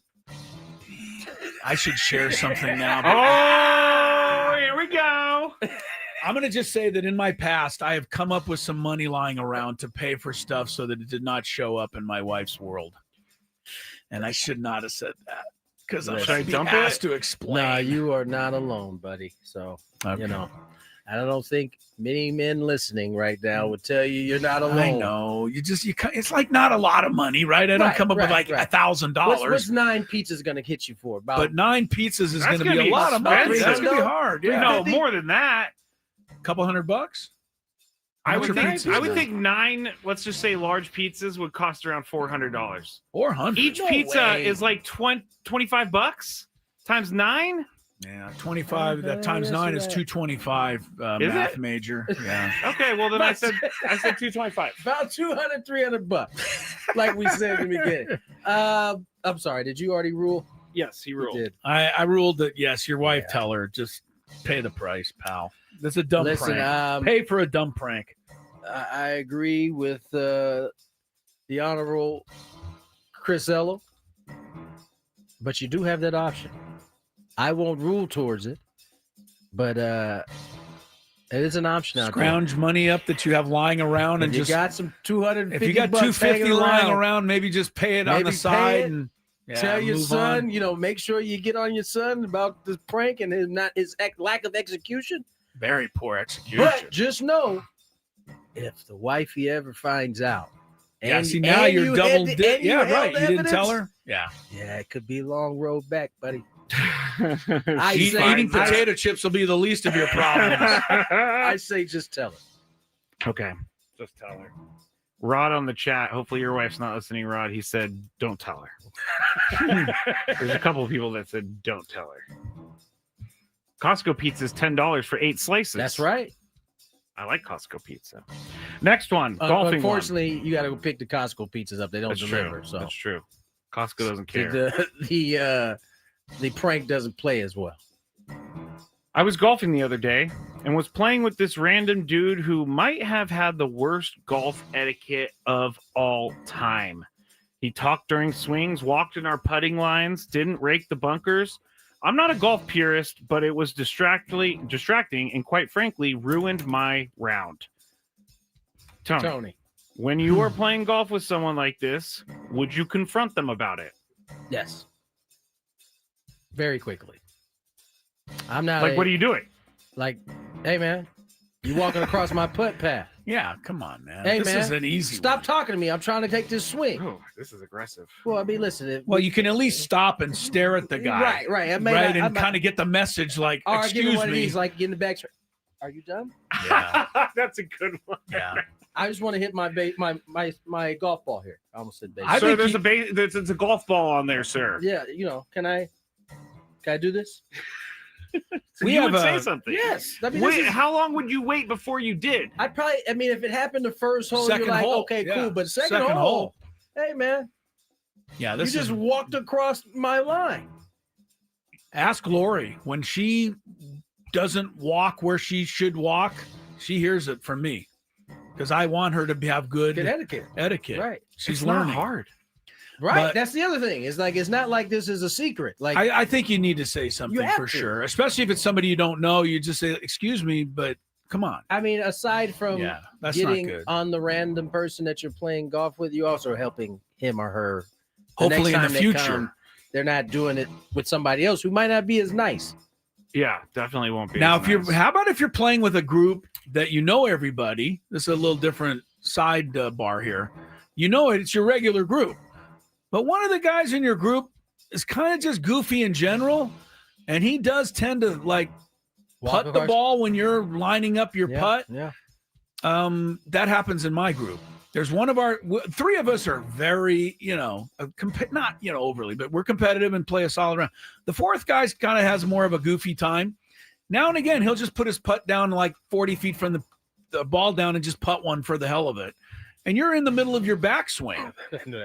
In that case, I don't think you can say anything because he's like your buddy and your friend. Nah, it depends. If you need him for the foursome, then you're just gonna have to wear. But if he is a habitual offender of these things, and it's annoying the 3 of you. He's such a funny, nice guy. Yeah. He doesn't do any of it. If it doesn't bother you, then I don't think he doesn't do any of it meanly. I don't think you have to. I think you should still it's better say something. Man, I don't know if you got to get rid of it. I think he's just he has a good time, and we have a good time, and I don't think it's fair to listen, make it seem too serious. If the group is cool with it, then it's all good. We all kind of laugh it off. Uh-oh. All right. Things getting out of hand here. Next one. Oh, this one's a good one. This one was straight from Reddit. I'm taking a flight for Christmas, and with my flight points, I was upgraded to first class, but no one in my family was, and my wife is having none of it. Either she gets it or no one gets it. My argument was, they're my flight points. I get the first class seat. She's not having it. And we're having an argument about this. We may not even go. Tony's up first, or Chris is up first? Chris is. Would you take the first class seat for yourself and deal with the consequences, or would you sit with the family backing coach? Did I tell you? I told you guys a story about the gal who went out with somebody, friend of my wife's, who had a nice relationship going with a guy that took her all over the place and paid for trips and hotels and all kinds of things. Yet he flew first class and she flew coach. That is crazy. On all of the trips. And I thought, we all thought that was like, are you kidding me? So I got to go the same way here. If you got extra points, I cannot believe you're using them selfishly for yourself. Use them for tickets so that you all save money. So yeah, I'm totally ruling against you, pal. It's a family situation here. If you're not married, you're single, go sit where you want. You can sit on the wing if all I care. So but in this case, the requirement is just single. I think so. No, okay, that's fine. I think if you're married and it's a family, Or this is a girlfriend or family significant other, or sneak it on a business trip or something, and don't tell everybody, and just use a couple of miles so you can go first class. But if this is a quote family trip, then you got to travel as a family. Sorry, looks bad. You look bad. You yourself look bad. You know, they're just going back to your first point about your wife's friend's relationship with my man. He was paying for everything, but he didn't want to fork He over would the not extra fork up dollars. the extra, get her to first class. Right. You know, I don't actually hate that. I was about to say, there's probably some men out there who are like, well, he's paying for everything else. He's paying for, Yeah. Listen, I don't He was subscribe paying for a plane ticket too, right? Yeah. I don't subscribe to that thinking. Can you imagine walking would onto be the plane weird, with yeah. somebody you're dating Hey, and going, I'll see you in about 6 hours? I couldn't do it. It would be crazy. I couldn't do it either. But I too will rule against my man. Like, first of all, if you got points on your card, you don't need to say anything. Yeah, just use them. I assume if you got these points, you probably do some type of business. There's going to be a chance you're going to be flying by yourself. That is the time to use it. I can tell you one thing. If I somehow did have enough personal points, and I don't, because all my points are, of course, grouped in with the wife's points. But if I had enough, and we were on a trip from New York to San Diego with the basketball team, I'd be so embarrassed to sit in first class while they all went back to coach. I couldn't pull it off. All right. I got a story. I'll tell it on the other Okay, side. let me get to this last one. We'll get to your story. This one is unbelievable, to be honest. So I'm not even sure if this is real, but it wasn't Reddit. I was sitting next to this drunk guy on a plane, and he fell asleep. His mouth was open, and he was breathing black velvet smelling whiskey on me. So I tried to close his mouth. It didn't work. My God. I ended up putting a pillow between us. Still didn't really work. So I kicked him to wake him up so he would move. He didn't wake up. I kicked him harder. Didn't wake up. So next I stomped on his foot. He woke up, saw me doing this, and was furious. I told him I didn't do anything. He then reported me to the flight attendant, and I am now banned from Frontier Airlines. Wow. Would you admit fault to get your status back on Frontier Airlines? I'll go while go. Tony's thinking. Next time, just use the 2-piece on the guy. You're just going to punch him in the face? That'll close those lips in a hurry. Oh, my goodness. I mean, she tried everything else. Yeah.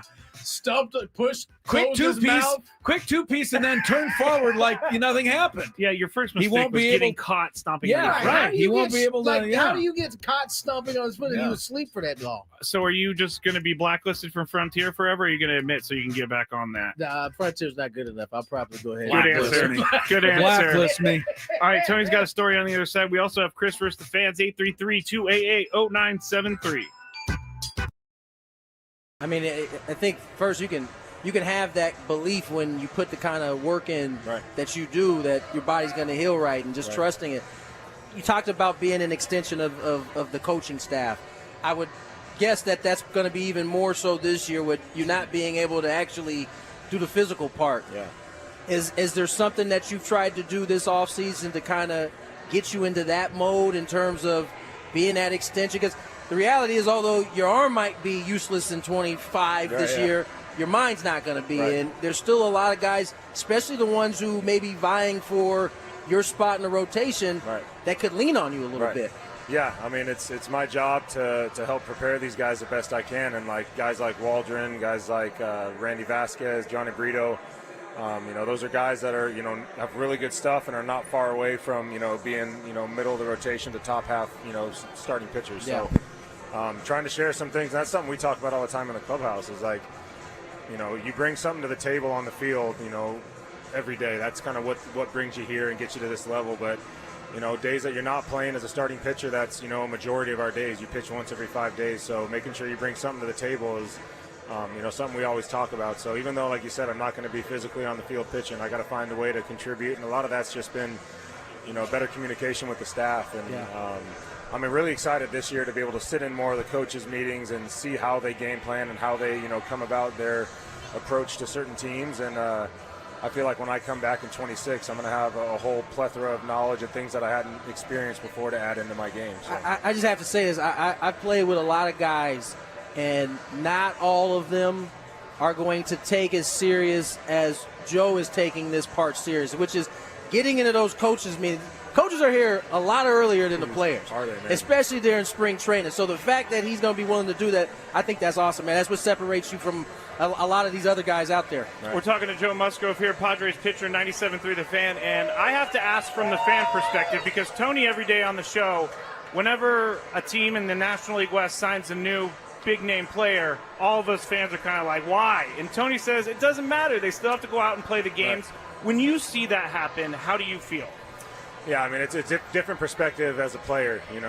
Our job is, our goal doesn't change regardless of whether we add, and that stuff's, out of our control. So you never want to sit here going into an off season saying, we're going to be fired up if we get this guy and this guy, and not if we don't get this guy. So you look at our team, and a lot of people see all the moves being made and don't see us making moves, and it seems like a mismatch in the division. All these other teams are adding, but you look at our roster, I mean, we spent a lot of money over the last handful of years and committed a lot of guys to be here long term, and the value in having those guys return every year and continue to build that relationship and that growth is every bit as valuable as adding a new free agent. So love that. I think with the progress we made last year, and you guys will never understand how we feel. I'm sure you can see a little bit of it on the field and how we carry ourselves and, the camaraderie and stuff, but you'll never truly understand just how close that group got last year. And although we didn't, achieve the ultimate goal of winning the World Series, we grew a ton as a team. We grew a ton as, a unit. And I'm super excited that we got most of these guys coming back. We got the whole staff coming back, and we can kind of pick up where we left off. Well, last one for me, because you kind of just hit on it, and I think it's so important. The continuity, right? This is, year maybe 3, 4 of this nucleus being together. How much of an impact can that have on a team, having guys who have been in the locker room together for so long? Yeah, a ton. And, Schulte's big thing is shared experiences. We got guys from all over the league, some guys that are new and have experienced things that most rookies don't, and some guys that have been around 10 plus years that have, been in championship locker rooms and been around the best of the best. So sharing those experiences with each other and helping each other grow along the way, not just, providing, assistance and, coaching, but like sharing experiences and helping guys grow a little bit through, what you've been through is a big thing for us. Joe Musgrove, ladies and gentlemen, this is a good one we got here, man. Joe, appreciate you, brother. Thanks so much, Joe. Pleasure, man. Quick healings, and enjoy the rest of your day, sir. man. You guys enjoy the rest of your day. Thank you very much. I mean, I think first you can have that belief when you put the kind of work in that you do, that your body's going to heal right, and just trusting it. You talked about being an extension of the coaching staff. I would guess that that's going to be even more so this year with you not being able to actually do the physical part. Yeah. Is there something that you've tried to do this offseason to kind of get you into that mode in terms of being that extension? Because the reality is, although your arm might be useless in 25 this year, your mind's not going to be. And there's still a lot of guys, especially the ones who may be vying for your spot in the rotation that could lean on you a little bit. Yeah, I mean, it's my job to help prepare these guys the best I can, and like guys like Waldron, guys like Randy Vasquez, Johnny Brito, those are guys that are have really good stuff and are not far away from being middle of the rotation to top half starting pitchers. Yeah. So trying to share some things. That's something we talk about all the time in the clubhouse. Is like you bring something to the table on the field. Every day. That's kind of what brings you here and gets you to this level. But days that you're not playing as a starting pitcher, that's 4 o'clock. Welcome back to it. Second half of Wednesdays. Gwynn and Chris show. Chris Ello, Tony Gwynn Jr., Matt Skraby.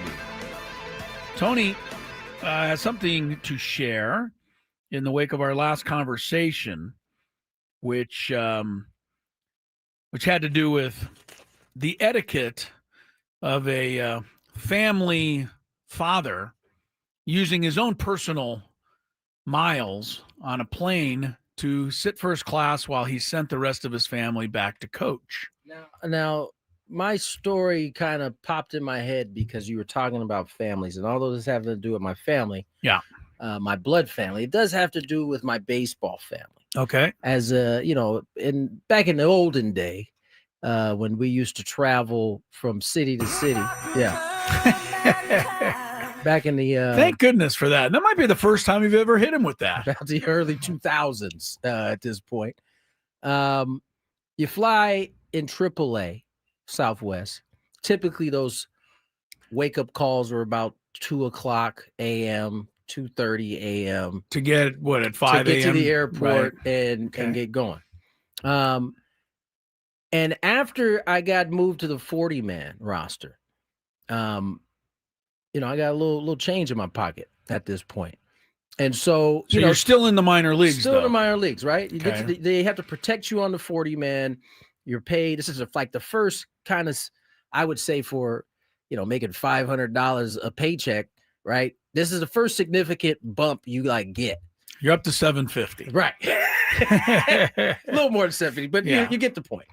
And one of the things I learned from some of the vets as you're traveling is get yourself some Southwest miles and add these, and as you're going to be traveling a lot of AAA, man, you're going to be going from city to city, you can rack up these miles. And so one of I forget who it was that I kind of saw this. He would we'd all be stuck in, Group D or Group C, the last, the last C60. group. It's right. Yeah. We all trying to scrounge for not having a middle seat. A middle seat, yeah. I saw one of the vets had just come down. I can't remember who it was, but he'd been sent down, or he was on a rehab or something. He was sent down, so he was with us. Oh, so he's already angry. It was the first trip out since he had been back, and he used some of his miles to upgrade his ticket. And I just remember walking by him you're already irritated. It's 4 o'clock in the morning, and he's waving at us as we're going back. Really? He's rubbing it in a little bit. So I didn't know it at the time. It's probably, as you said, not the greatest etiquette. You're traveling with your teammates. Everybody's in the back. But he already felt like he was separated from you guys because he should have been in the big leagues probably. Maybe, but I know what? I took his cue the next time we traveled. After I had a little miles on mine, I was I'm gonna go ahead and upgrade too. All right. But then I felt so bad because my teammates were going. Yeah, they're all walking by. I got some good sleep. Yeah, of course. I didn't have a middle seat at that point. One summer I traveled. We got to get to Chris with the fan, but I traveled with the Sockers when the indoor team was a little bigger deal than it kind of is now. And with all due respect to the franchise now, but people remember when the Sockers were big. And I was the broadcaster, and it was a summer season. Brian Quinn was the coach. If you're out there, Brian. And we played all over the country, indoor season, etc. One of the players' parents was a travel agent. So she set the travel up for the whole season. And as part of it, they gave her, for all the business, 3 first-class tickets to every trip. Well, we only had one coach. Brian Quinn was the whole coach. There was no staff. There was a trainer, and there was me, the broadcaster. Everyone else was a player. So in lieu of having 2 players get it and everyone else sit back there, me and the trainer got first class the whole summer. And I will tell you, with all apologies to all you soccer players who fell in the back, the thing I thought of was now I was in the seat where people were walking by looking at me going, what the hell's this guy doing there? Because that's usually what I think when I'm walking down the aisle. Like, how'd this guy get it? For one summer in my life, I got it. And it was great, for sure. Glorious. First class will change your whole travel. It really perspective. does. You can't wait for a flight. How far is this one? 4 hours? Awesome. Oh, yeah. You don't want to use it on the San Diego to San Francisco. You want to use it on a long drive. Tell you real quick before we go, I got to do you guys remember this? I got to do the draft for the Padres the year we drafted Edwards. Oh, yes. And they got me a first class seat out on what was it? Blue. JetBlue? JetBlue. Man, it was like I got to kick my feet up. I was a little pod. So what you're saying is they actually took care of you. It's almost worth the money is insane how much more it is. You know what? But once you get there, it is pretty good. I'm mad at that we don't get to experience flying like it was in the 70s, where it was like all the seats were had space.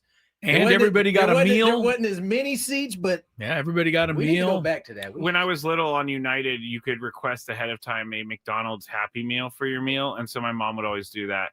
I wanted, just once in my life, I want to get on a plane and smoke a cigarette on it. They did back in the day. Yeah, you don't want to do that.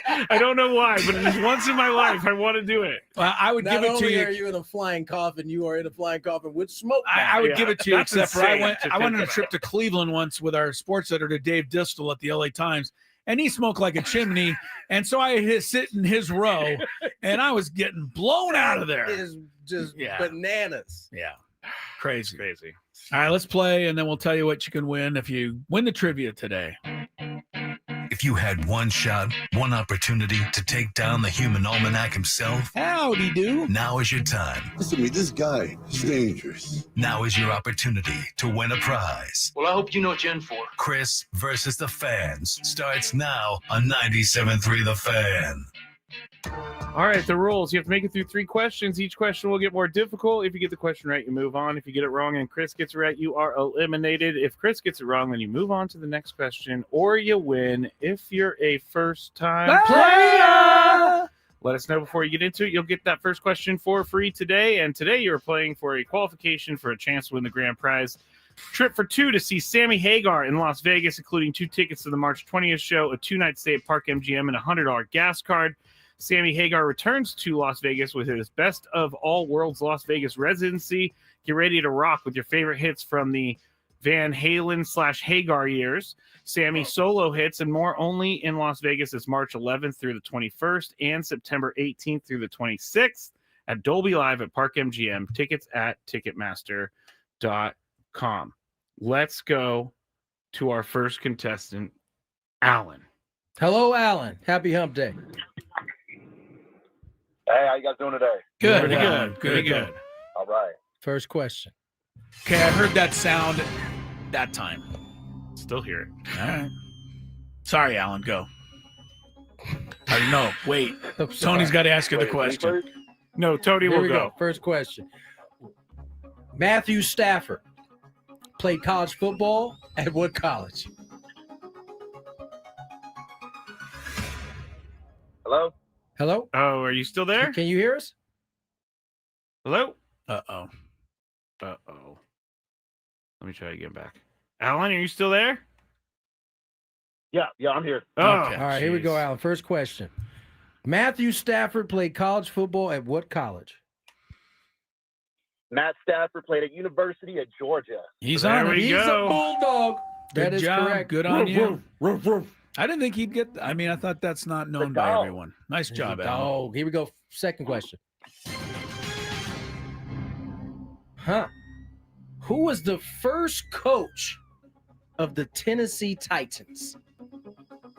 Oh my. Can I pass? Is there a pass line? Yeah. Well, you declined to answer. That gives me a chance. That's also known as a pass. As a pass. Steve McNair, I think, was the quarterback, but that's not what you're looking for. It's not. Rest in peace. Yeah, no kidding. He died way too early. Jack Pardee. Jack. I don't sorry, remember. who? I know he was a coach of the Oilers way back when. I don't know this one, so I'm surprised that Chris doesn't know this. Too. I'm really, surprised. I should know. Jeff Fisher. Yeah, didn't make. I didn't. My mind. I don't know what's going on with my head today. Skraby likes to say. Question number 3. You're still there, Alan. I'm here.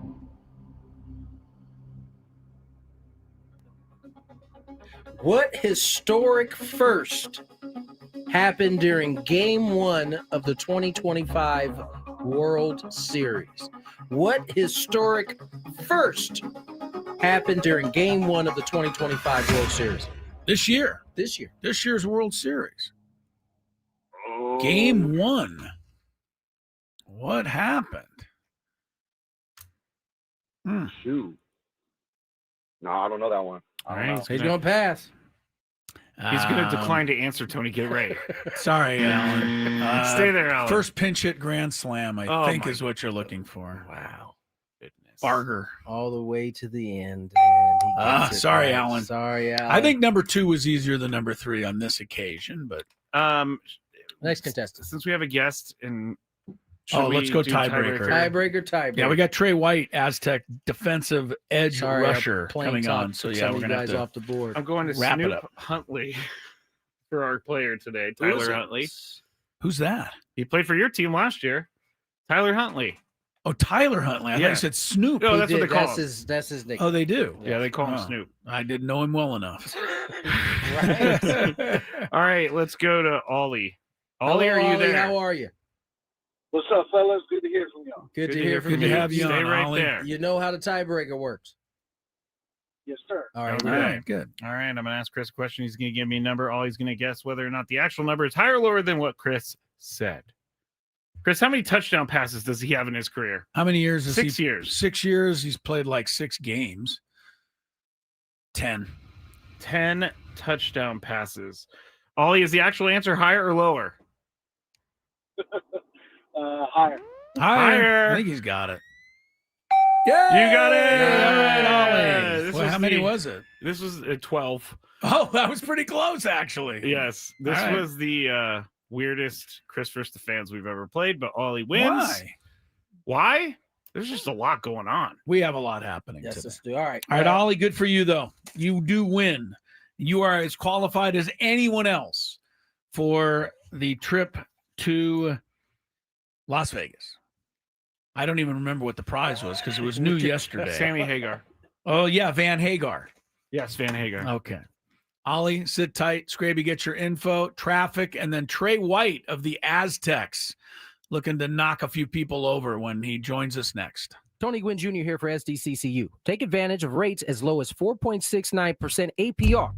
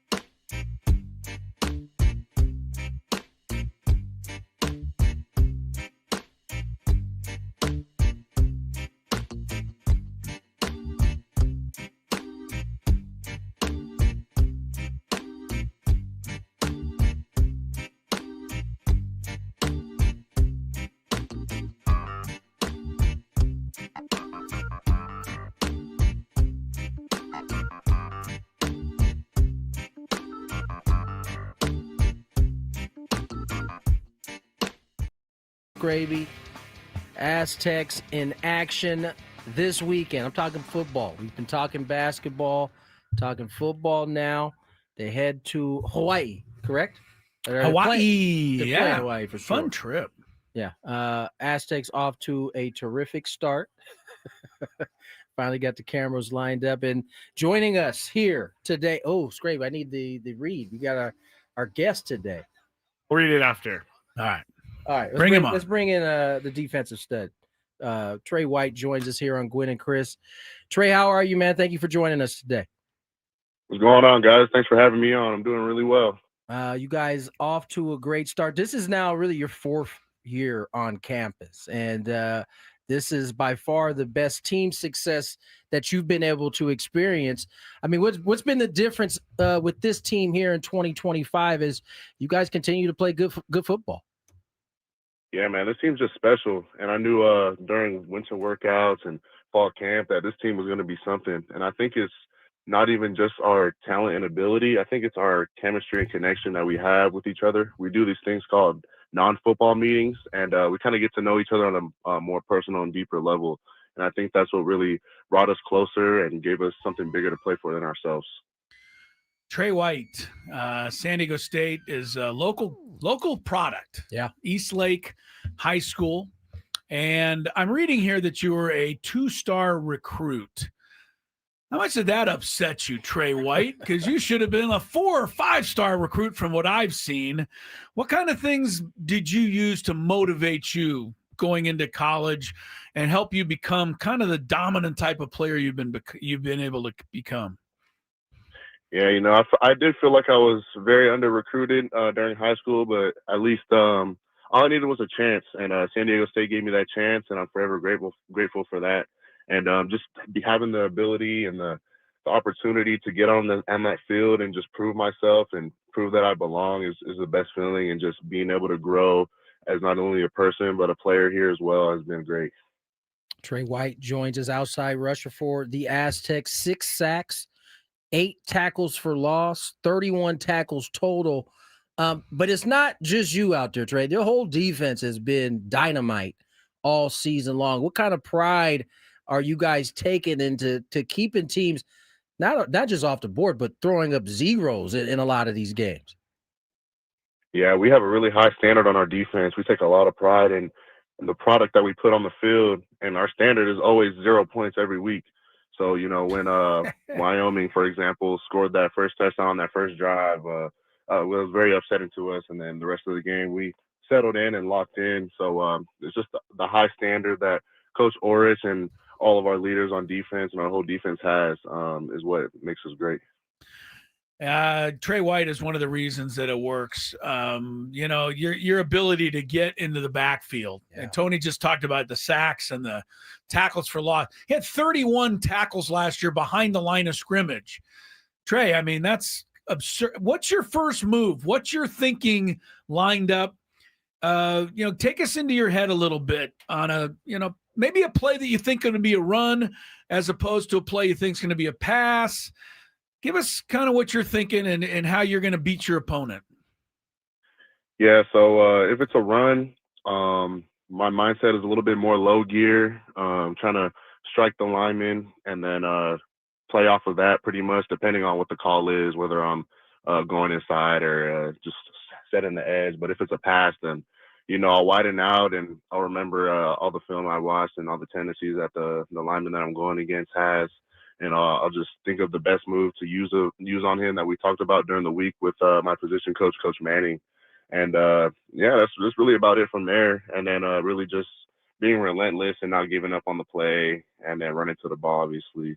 And that's really where most of my plays are made, is just being relentless. Trey, oftentimes when we're talking cornerbacks in general, right, the thought is if you got a good defensive line, that only makes that secondary better. But you guys have some ball hawks on your side of the ball. I mean, how much does it help knowing that your guys can cover man-to-man as well as anybody? Does that make it a little bit easier in terms of your mindset in getting to the quarterback, knowing you may have a few and maybe an extra click to get there? Oh, yeah, it's huge. I know that quarterback might hold that ball for maybe half a second longer, and that half a second can be huge. It could be the difference between a sack or a non-sack.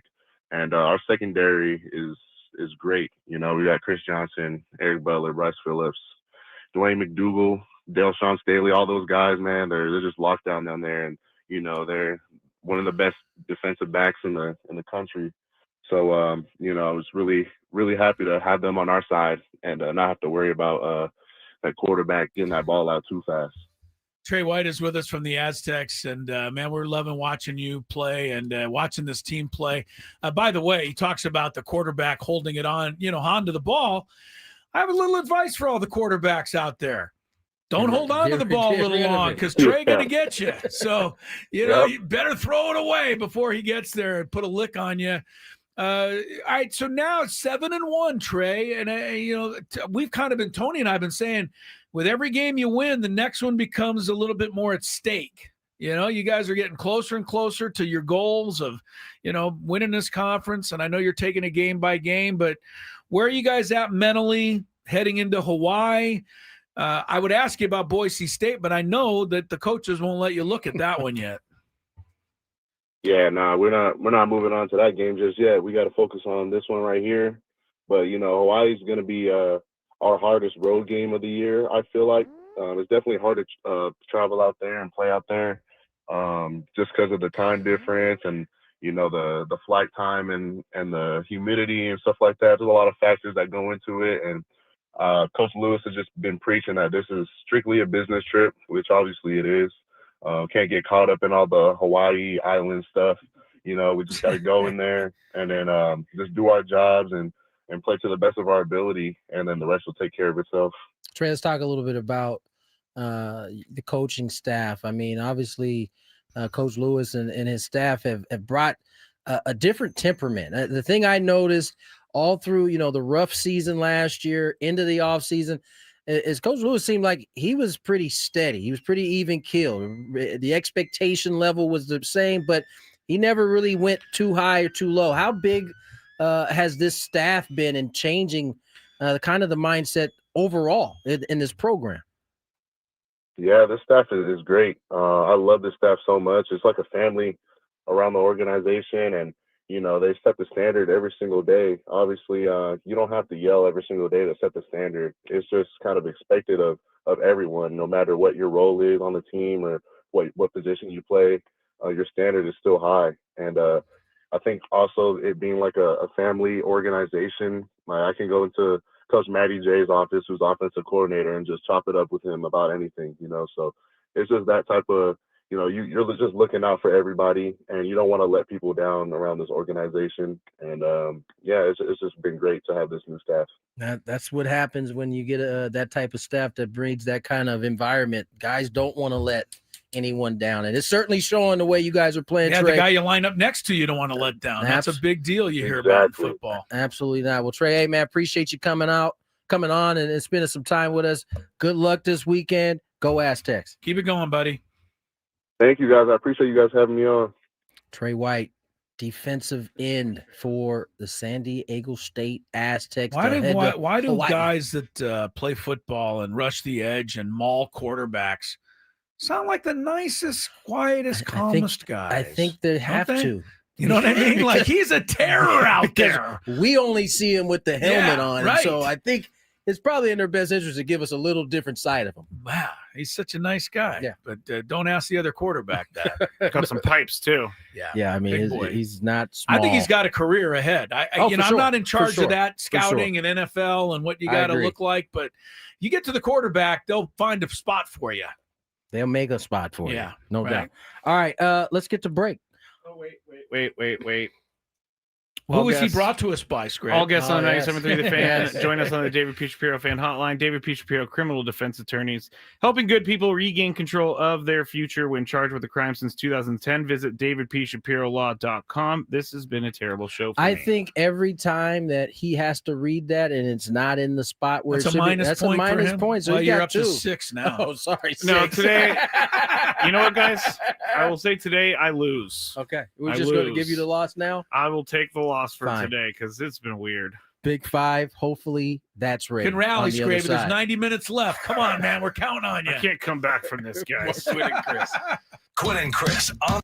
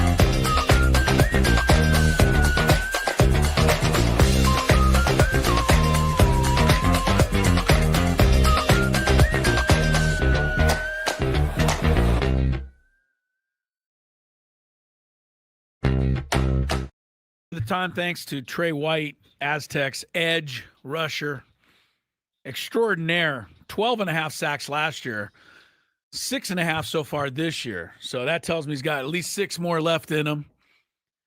Probably a few more than that, Tony. He has an impact on almost every play. And him plus the secondary. And there's other guys. I mean, they got linebackers, Latuli. I mean, this is a defense that has really, really been good. 6'2", 255 off the edge. And he gets low. Right, because he's 6'2". He's not 6'5". He gets low. You know who it reminds me a little bit?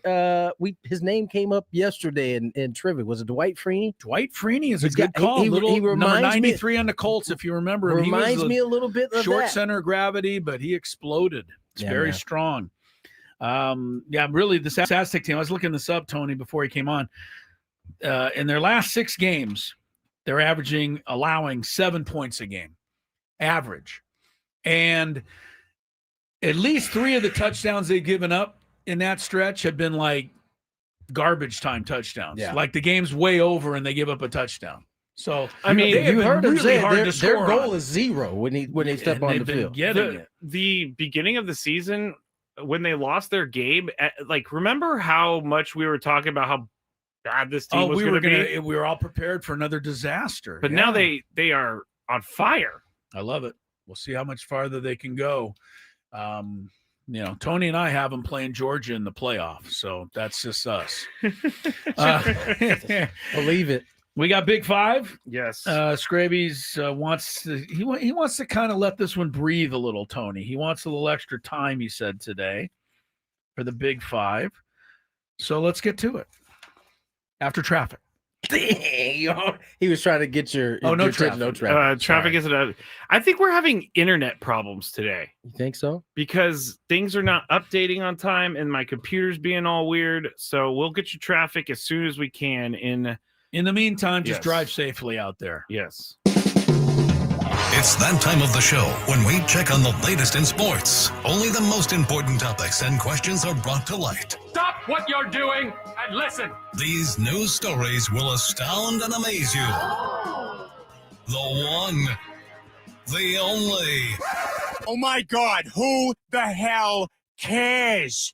The Big Five starts now on 97.3 The Fan. All right, let's get into it with this Albert Pujols news. Number 5. It's not like news. It came from the Tyler Skaggs trial that's going on in LA, and so people are wondering why the Padres have not hired anyone yet for the job. And maybe this is a reason was Pujols with the Angels during this time? Yes. Aha. So here's what the Athletic is putting out there. And this was said in court, so it's on record. But it was, Eric Kay was sometimes going to players or going to people and asking to do crazy things for money. And so it was revealed that one of these events was taking a 90-mile-an-hour fastball to the knee. And this is from The Athletic. A superstar, Albert Pujols, egged him on. This was one of those various things. Now, the video of him taking the fastball off the leg was the first video or photographic evidence of Kay participating in these dares. In the video, Pujols is visible instructing Kay to, quote, stand like this, boom, take it like a man, end quote. They tried to reach out to Pujols. He did not get back to them. After this, one of the people from the organization notified Mike Trout, and then because they did not know before that he was using the money for drugs. Mike Trout, after he found out he was using the money for drugs, went and talked to him, and they stopped doing this stuff. So, Chris, do you think this is an allegation that could lead to him not being a manager this year? I don't think so. This whole thing is crazy. I'm not a fan of the whole lawsuit is troubling to me a little bit. I still feel like Tyler Skaggs did himself in. I don't think it was the best of circumstances, certainly, but no. He still is the one that ultimately, if I died when I was a drinker, it would have been my fault. That's what I think. Yeah. I mean, I don't know. I'm sorry. I want people.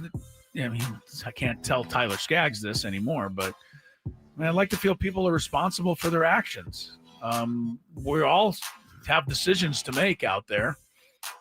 But this is about Eric K, and this is about Albert Pujols egging Eric K on in said video. Maybe. No, the video was played in court. Yeah, I know, but this has nothing to do with Albert Pujols or his effect on Michael K and or Eric K. Michael K. Eric K and or Tyler Skaggs. This is just something for us to click on, right? Because ultimately, I don't know that this video is going to change the jury's mind in terms of whether Eric K or the Anaheim Angels are responsible for Tyler Skaggs' death. And it really doesn't have anything to do with it. It's just evidence to prove that, I guess, K was behavior. Was who presented this, defense or the prosecution? That's a good question. Either way, it doesn't matter. You don't need to look. Yeah, I think it's a sad story, ultimately.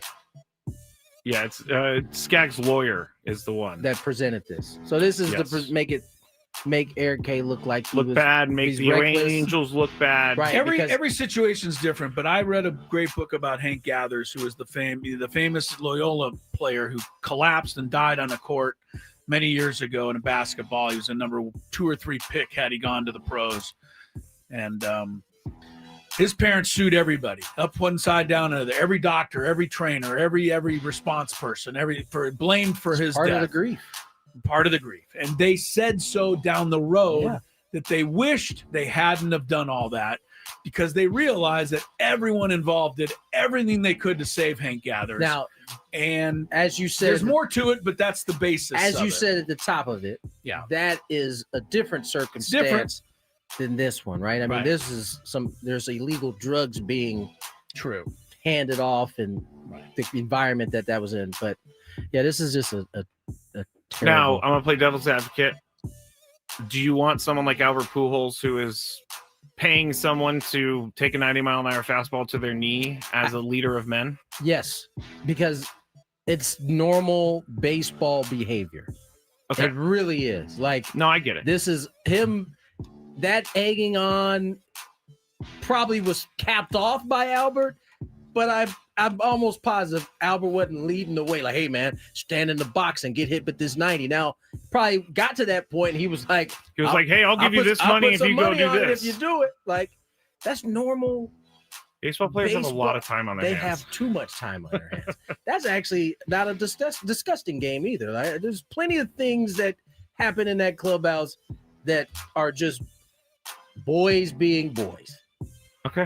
Chris, anything else on this one? Nope. Or men being men, I guess. Yes. Boys being boys. Number 4. So Draymond Green has a podcast now, and it's called Why is Draymond Green Talking About Football? And he's making major news, and I'm falling for it right now. And I'm giving him the press that he really, really wants. But he said this about Dak Prescott.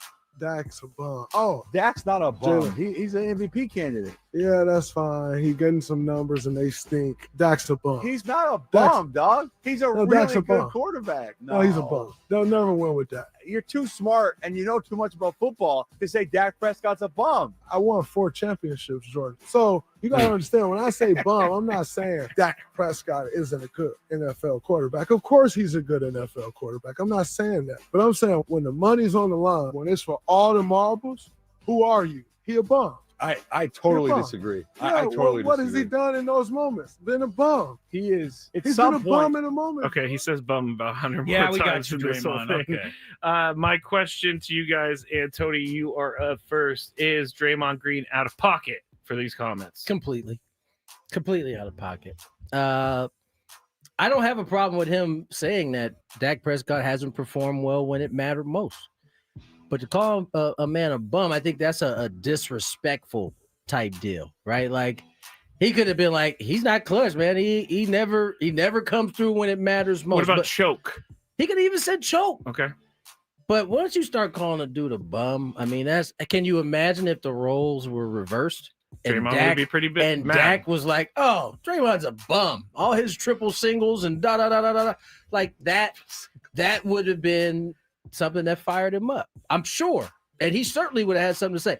But then I thought about it, and then I heard the name of his podcast. Repeat that for me one more time. Why is Draymond Green talking about football? That is the name of his podcast. That leads me to believe. And why are we talking about why Draymond Green should be talking about I already football? told you I'm falling for his trap. That leads me to believe that he knows that he's out of pocket when he says that, but he wants you to tune into why is Draymond talking football. That's probably the first thing a football fan thought to themselves, a Dallas Cowboy fan in particular. Why is he talking about football? Why is this guy talking about football? I think he's playing right into the vein of what he knows sells. Chris, you have any problems with this? Is Draymond out of pocket? Yeah, 3-time Pro Bowler, Dak Prescott. You can't be a bum with that. But I also think Draymond Green is a little arrogant in the 4 championships because he is a part of it, but he's just a part of it. Steph and those other guys have been the real heroes behind it. And I think he feels he's above anyone who's won less than 4 championships. I was not a fan of that. That's what Marcus Spears said on ESPN. He was like, yeah, Draymond, you won 4 championships, but you also had one of the best players of all time. But you don't get to lord over you don't get to lord over everybody who doesn't have 4 championships. Dan Marino's not a bum. You know, I mean, Kobe Bryant won what, a 3? Tony? 5. Oh, okay. Let me use the other one. Shaq won 3. Shaq won 3. Bum. That's what I was going. Shaq won 4 because he got one. Oh, take it back. Shaq's okay then. You know, honestly, Barkley's a bum. He didn't win any. Barkley's a bum. I just always think about, like, when this gets back to Dak, is he just like, why? Why are you saying I'm this? sure he. I mean, listen. If I was Dak, I'd feel away. Would you reach out? Hell no. Would you accept his call if he called you? To apologize, you mean? I probably would. Yeah. I probably would. I don't see Draymond reaching out, though. I don't see that either. All right. Unless it'll get him more clicks. Which he probably will record it or something. All right, we're going to go to traffic. And then on the other side, Mad Dog Russo was at it again. From the 855 Get Ross Traffic Center, protecting San Diego after accidents or injury, here's Kelly Danick. Traffic is brought to you by Park 101 in Carlsbad, North County's football headquarters. Rough coastline ride this afternoon, guys. Got this collision near Oceanside Boulevard. It's in the center divide. Then up ahead, reports of a crash just before La Costa. It's over the right shoulder. Then this motorcycle accident near Manchester. I can't confirm anything if lanes are still blocked, but I am showing an improvement in speed. So looks like that may have been cleared out of lanes. South 805 before La Jolla Village Drive, reports of a stalled vehicle over to the right shoulder. Crash up ahead right before Claremont Mesa Boulevard. Those vehicles are in the center divide. Motorcycle involved in that one. And another crash just up ahead at Balboa. That's over to the right shoulder. Still this car fire on southbound 15 before the 805. It's over to the right shoulder, but looks like that right lane may be blocked with fire crews. Football is back, and Park 101 in Coastal Carlsbad is your game day headquarters. 10,000 square feet, 19 TVs, Bills Backers Club specials, cocktails, and ice cold beer. Park 101 at Carlsbad Village, North County's home for football. I'm Kelly Danick with Gwynn and Chris, San Diego's #1 sports station, 97.3 The Fan. Number 3. So Chris Mad Dog Russo, as we all know, is known for his rants, and this one is spreading around social media yesterday and today. Here's Mad Dog talking about something. When you're a national broadcaster and you're the voice of the sport on a big stage, when you did 1 million playoff games, and then they, in one of the crippling losses that a franchise is going to have in the history of the sport, that's as bad a loss as you're ever going to have. And I got Joe, basically the body's not even cold yet. And I got Joe at Dodger Stadium doing the freaking Dodger parade. Oh my God. That's bad. I'm sorry. I don't care what you say. You can say I'm screaming and yelling about nothing. That would piss me off if I'm a Blue Jay fan. I got Joe Davis shaking everybody's hand. Give me a shaking freaking Ohtani's hand, and he's freaking wacky, getting rings. He's the announcer for the World Series. You think Kirk Gowdy was getting any of this nonsense? Will you, Skraby? Enough. He's an idiot in this one. I don't need to hear any more. Let me ask you the question. You want to ask me a question anyway? Go ahead. Does he have a point, or is Mad Dog being Mad Dog? He's an idiot. First of all, Kurt Gowdy was the voice of the Red Sox when he was doing the game of the week.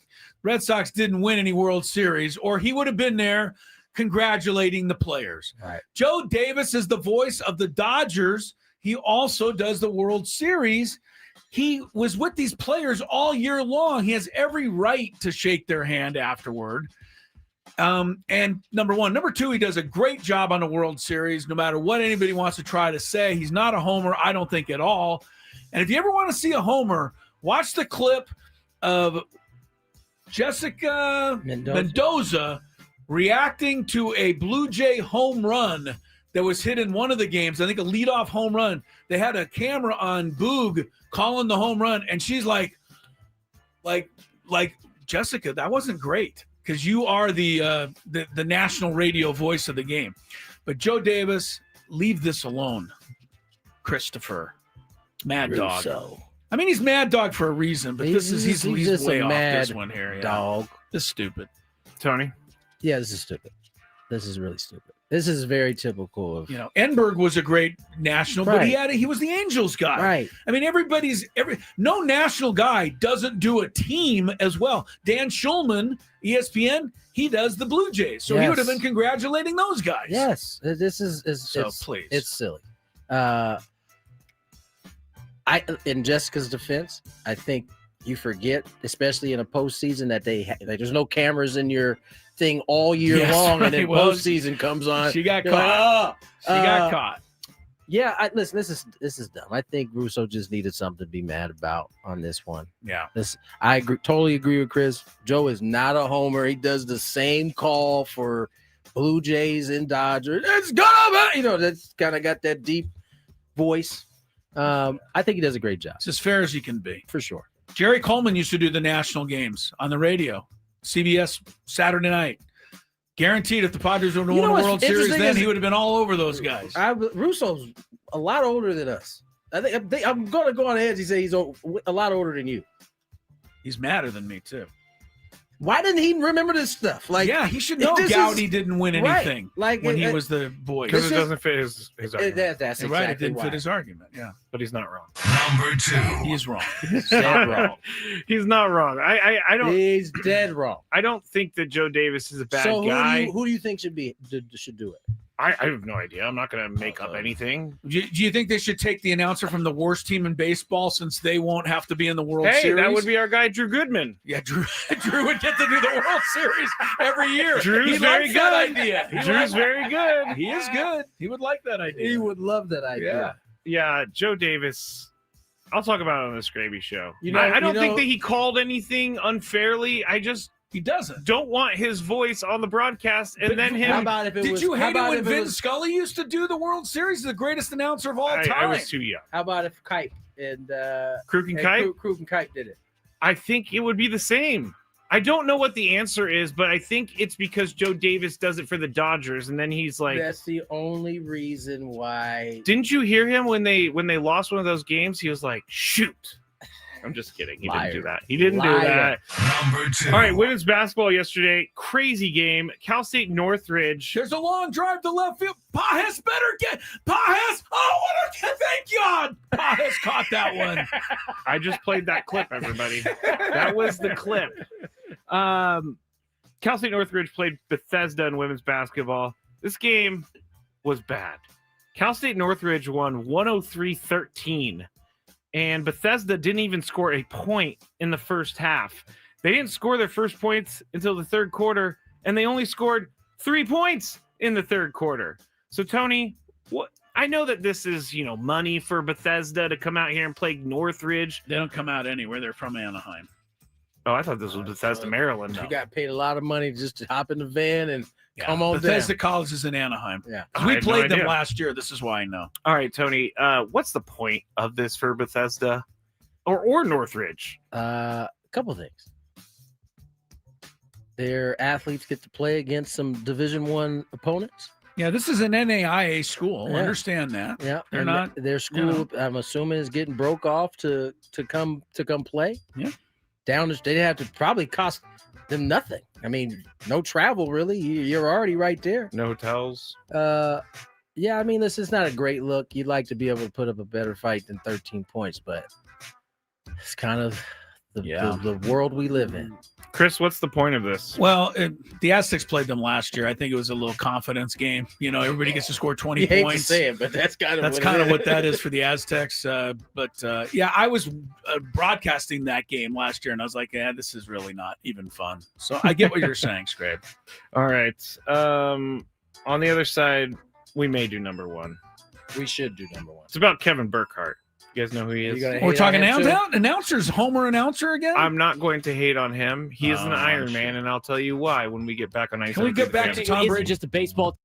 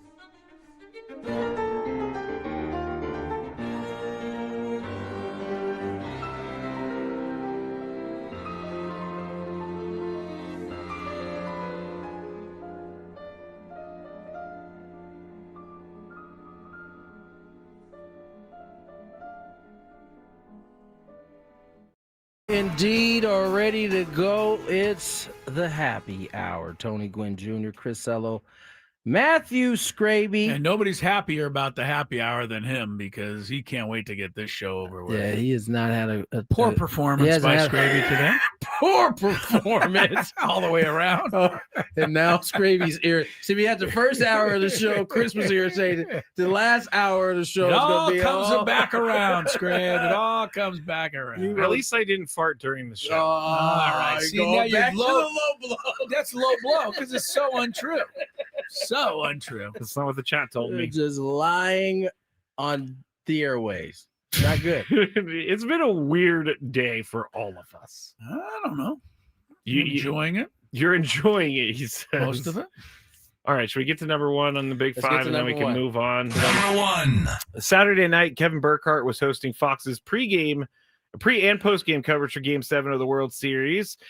He hosted the trophy ceremony and anchored Fox's coverage of the celebration. But when the celebrating was finished, instead of going back home or back to the hotel for some rest, he hopped on an overnight flight from Toronto to Detroit. I actually thought about this, and that's not too far, so that is easier. Closer. Where he was on the call for the Lions and the Vikings that day at 1 p.m. Eastern. It doesn't make him the actual most versatile sportscaster on TV, but pulling double duty for two sports in less than 24 hours is not easy, and the impressive feat did not get overlooked by his Fox colleagues. Chris Thompson referred to him as the network's MVP. Chris, on a scale of 1 to 10, since both of you guys have broadcasting experience like this, on a scale of 1 to 10, how difficult is it to do this? 0.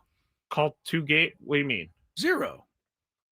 He's a broadcaster. He's a professional broadcaster. Here's the thing. I respect Burkhardt. He's at the top of the game. He's good. But because he did 2 games in a short amount of time does not do anything for me. If I had the chance, would broadcast a game in California, and if you gave me another one in Georgia the next day and told me the only way I could get there is an overnight flight, I'd study my notes on the overnight flight, and I'd call the game in Georgia. And then I'll tell you what, the next day I'd go to Toronto if you wanted me to and do whatever sport I got to do. I love broadcasting. I assume he does as well. He's getting an opportunity of a lifetime to be at this level and do an NFL game and host the World Series. Why would he turn it down? Kirk Herbstreit gets the same applause because he makes $1 billion to do a Thursday night game, another $1 million to do a Saturday game in college. Why would he say no? So I'm not trying. I'm overstating. It's good that he's doing it, but I think anybody would. Is why I went 0.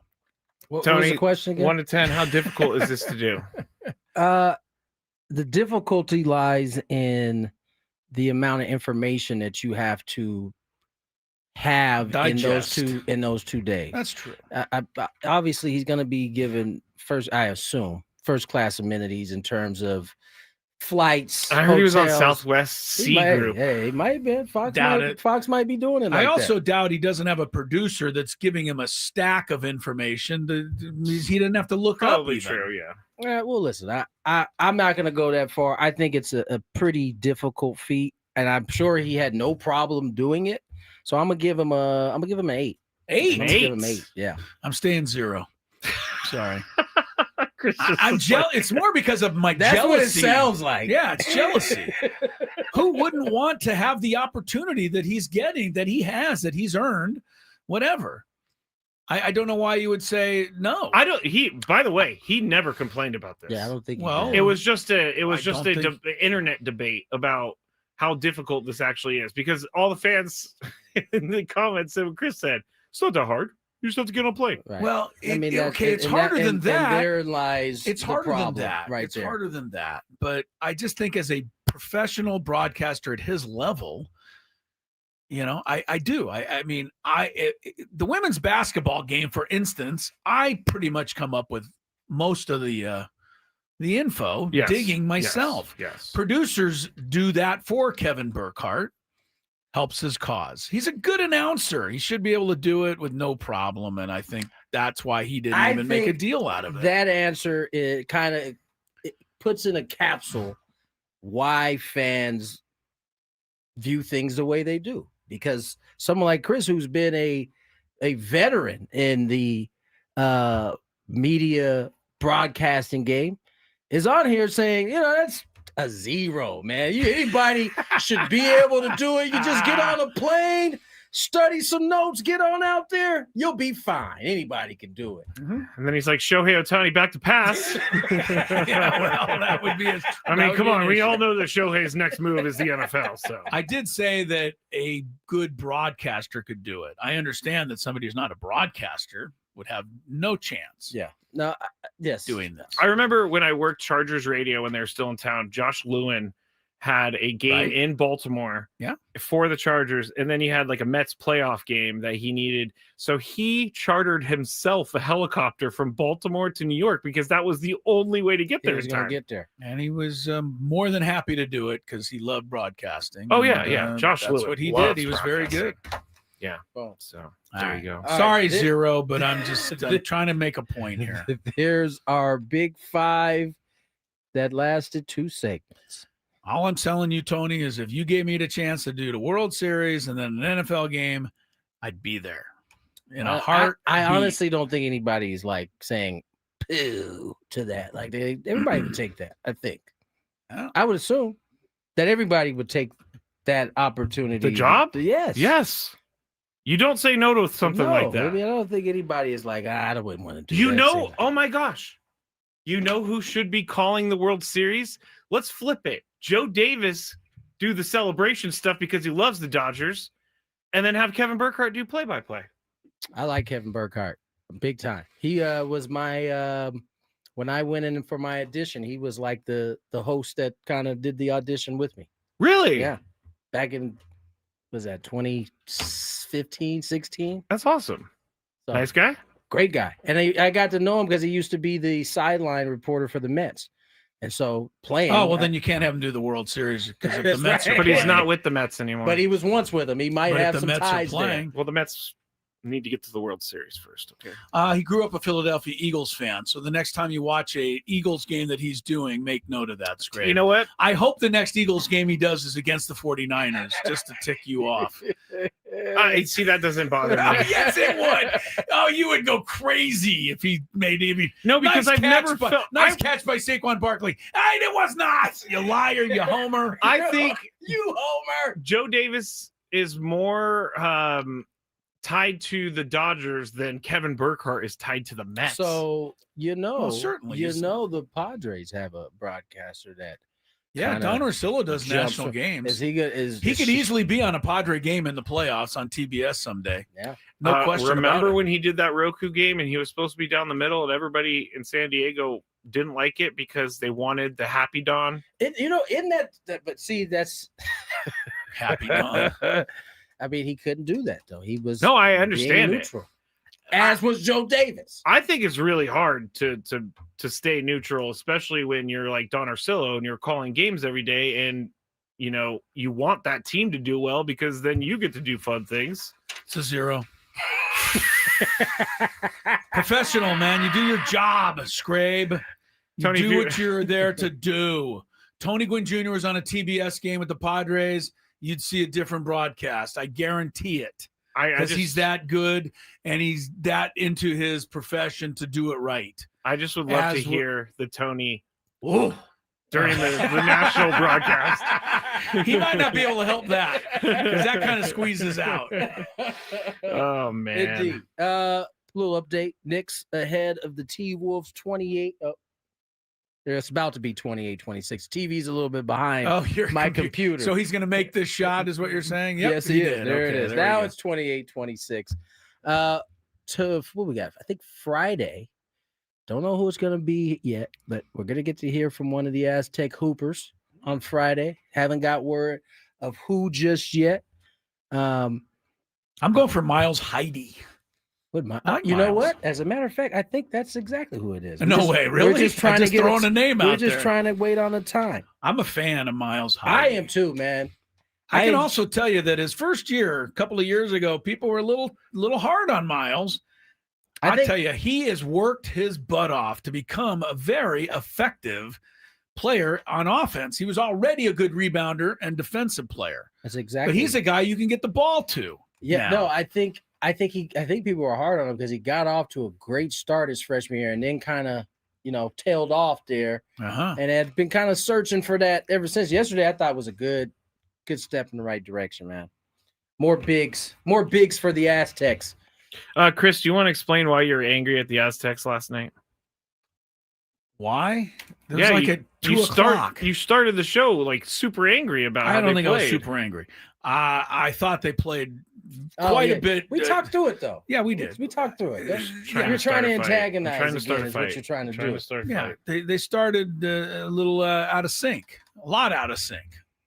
They did. But, the more you read and find out that, they had starters out and guys injured and foul trouble, made more sense. Yeah. And once they got the groove, they got rolling. They were rolling. All right, so let's get to break. We got plenty. Well, not plenty. We got 2 segments left, but we do have our biggest fan coming up here very, very soon. Stay tuned. More Gwynn and Chris. I hope it's you out there. More Gwynn and Chris on the other side. There's no excuse for being.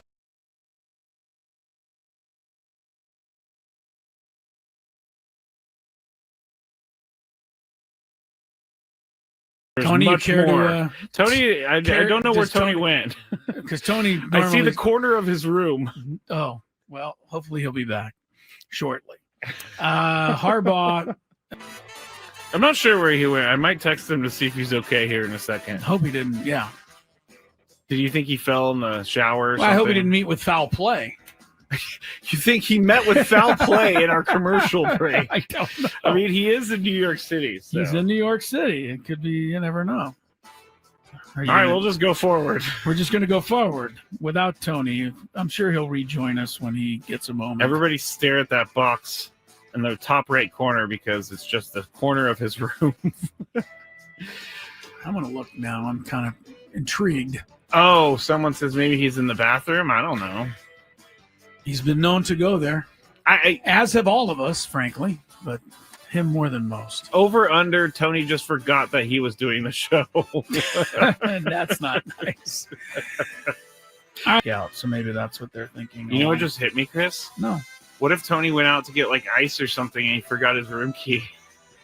That is something he is more than capable of doing. Because he would never be gone this late. This long with knowing that he was on the show. No kidding, man. We took a commercial break like 5 minutes ago and he has not returned. I'm going to text him. Like, are you out in the hall trying to get into your room right now? Everything okay? Oh no. Question mark. Scaring me. No. Did you hear back from Tony yet? No, I'm thinking something. I'm thinking he locked himself out. He doesn't have his phone because it's in the room, so he's down at the front desk or something. I don't know. I'm sure there's a story in here somewhere. There's definitely got to be a air. story. Anyway.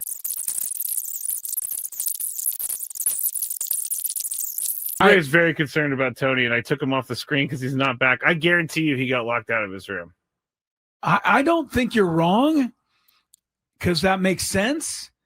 But how far away is the lobby? Of course, the New York hotel, it could be one of those ones where you got to wait a while to get up to the... And he's just sitting in line. I don't know why I find this so funny, but it is. Well, it's funny if he comes back with a funny story. Yeah, like I locked myself out. It's not funny if he fell and hit his head somewhere and we don't know where he is. That's not funny. Of course, that's not funny. He's obviously not with his phone because he hasn't gotten back to us. Has Tony locked himself out before? Not during the show, but sure he has at one point in his life. Of all people, Tony would certainly seem to be one who would do it. Oh, August also says, Clinton said, got to use the key card for the elevator too. So maybe he's just stuck. You can't even get down? No, you don't need the key card to go down. Okay. You only need those to go up. You should be able to get down to the lobby to say, hey, I locked myself out. In New York City. But if we do, can you go to the Padre Hotel and knock on Tony's door? We don't know where he is still. No. Still hasn't come back. And I turned on It's been 20 minutes now. I know. Now I'm starting to get a little worried. Yeah. Where'd he go? What happened? I don't know. I would call the front desk of the hotel, but I have no idea where they're staying. I don't know where they're staying either. And when you sent him a text and said, is everything all right? We have not heard back from him. He is still not back in his room. I bet you he is standing in line in the lobby as we speak. Trying to get his key back. Someone said text Jesse or Dave. And it's really not a bad idea. Maybe at the next break, though. Yes. If we get to the next break, we got to text those guys so that they can go make sure he's okay. Because I don't know where he is. It's crazy. Dave Marcus is probably the one to text. We'll text Dave. Because he's, Jesse could be doing anything, but Dave's always there ready to go. You're trying to say Dave has a ho-hum life and he'd just be sitting around waiting for a text, whereas Jesse might be busy? Is that what you're... Dave's been doing this job for like 30 years. I don't think what is the word I'm looking for? Never mind. All right. Well, there's certainly an explanation, but we don't have it yet. Text Scan. I don't know Scan well enough to text him. We're going to text Dave if this gets to the top of the hour, and we still don't have a Tony Gwynn Jr. sighting. All right, do we just go to traffic like it's normal behavior time? I mean, it just seems weird. We got to move on with the show. Show must go on? Yeah. I don't know. All right, we're going to do the good, the bad, and the really, really weird and ugly next here after traffic. All right, it's with less enthusiasm than usual that we embark on the good, the bad, and the ugly for week 2, Skrabe. I'm going to try not to worry too much. I'm going to try not to worry also. I'm not necessarily the worrying type. I'm not either. But, I'm intrigued now at this point. Like it's with this long pass to Devontae Smith. He's back! Helped put him there. Hold on, he's back, everybody! Stop everything. I literally, we went to commercial break. I laid on the bed, and then I just fell asleep. He fell! I never even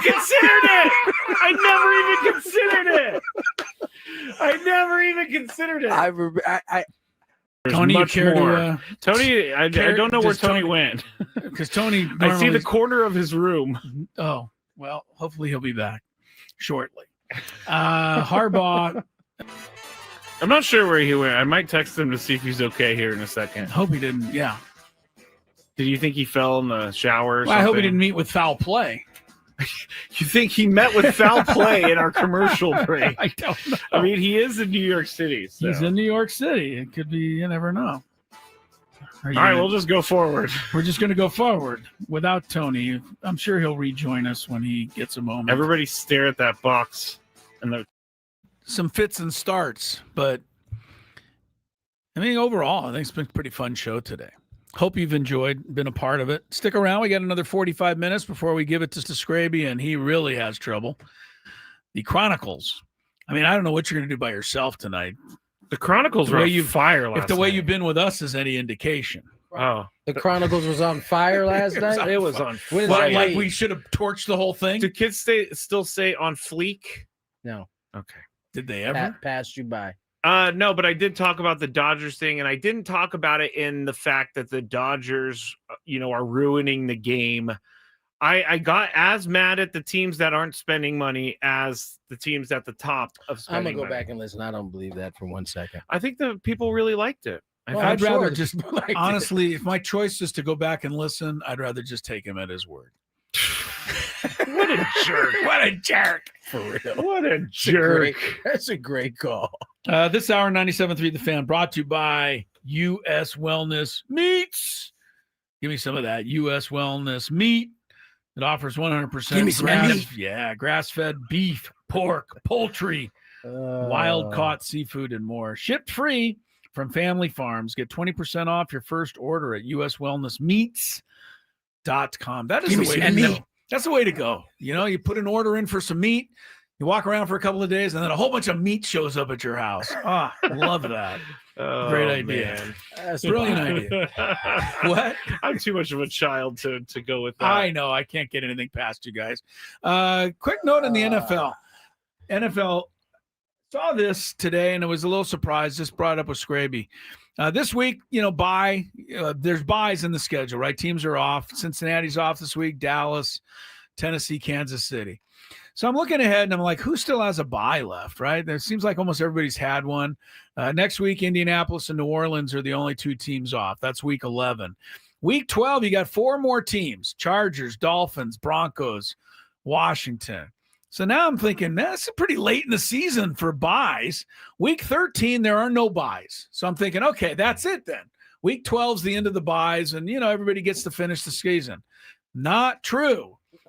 Week 14, December 7th, Patriots, Giants, Panthers, and your 49ers. There's 4 teams on bye. Week 14, they're having buys. I don't ever recall this happening this late in a season. I think it did. And recently it started.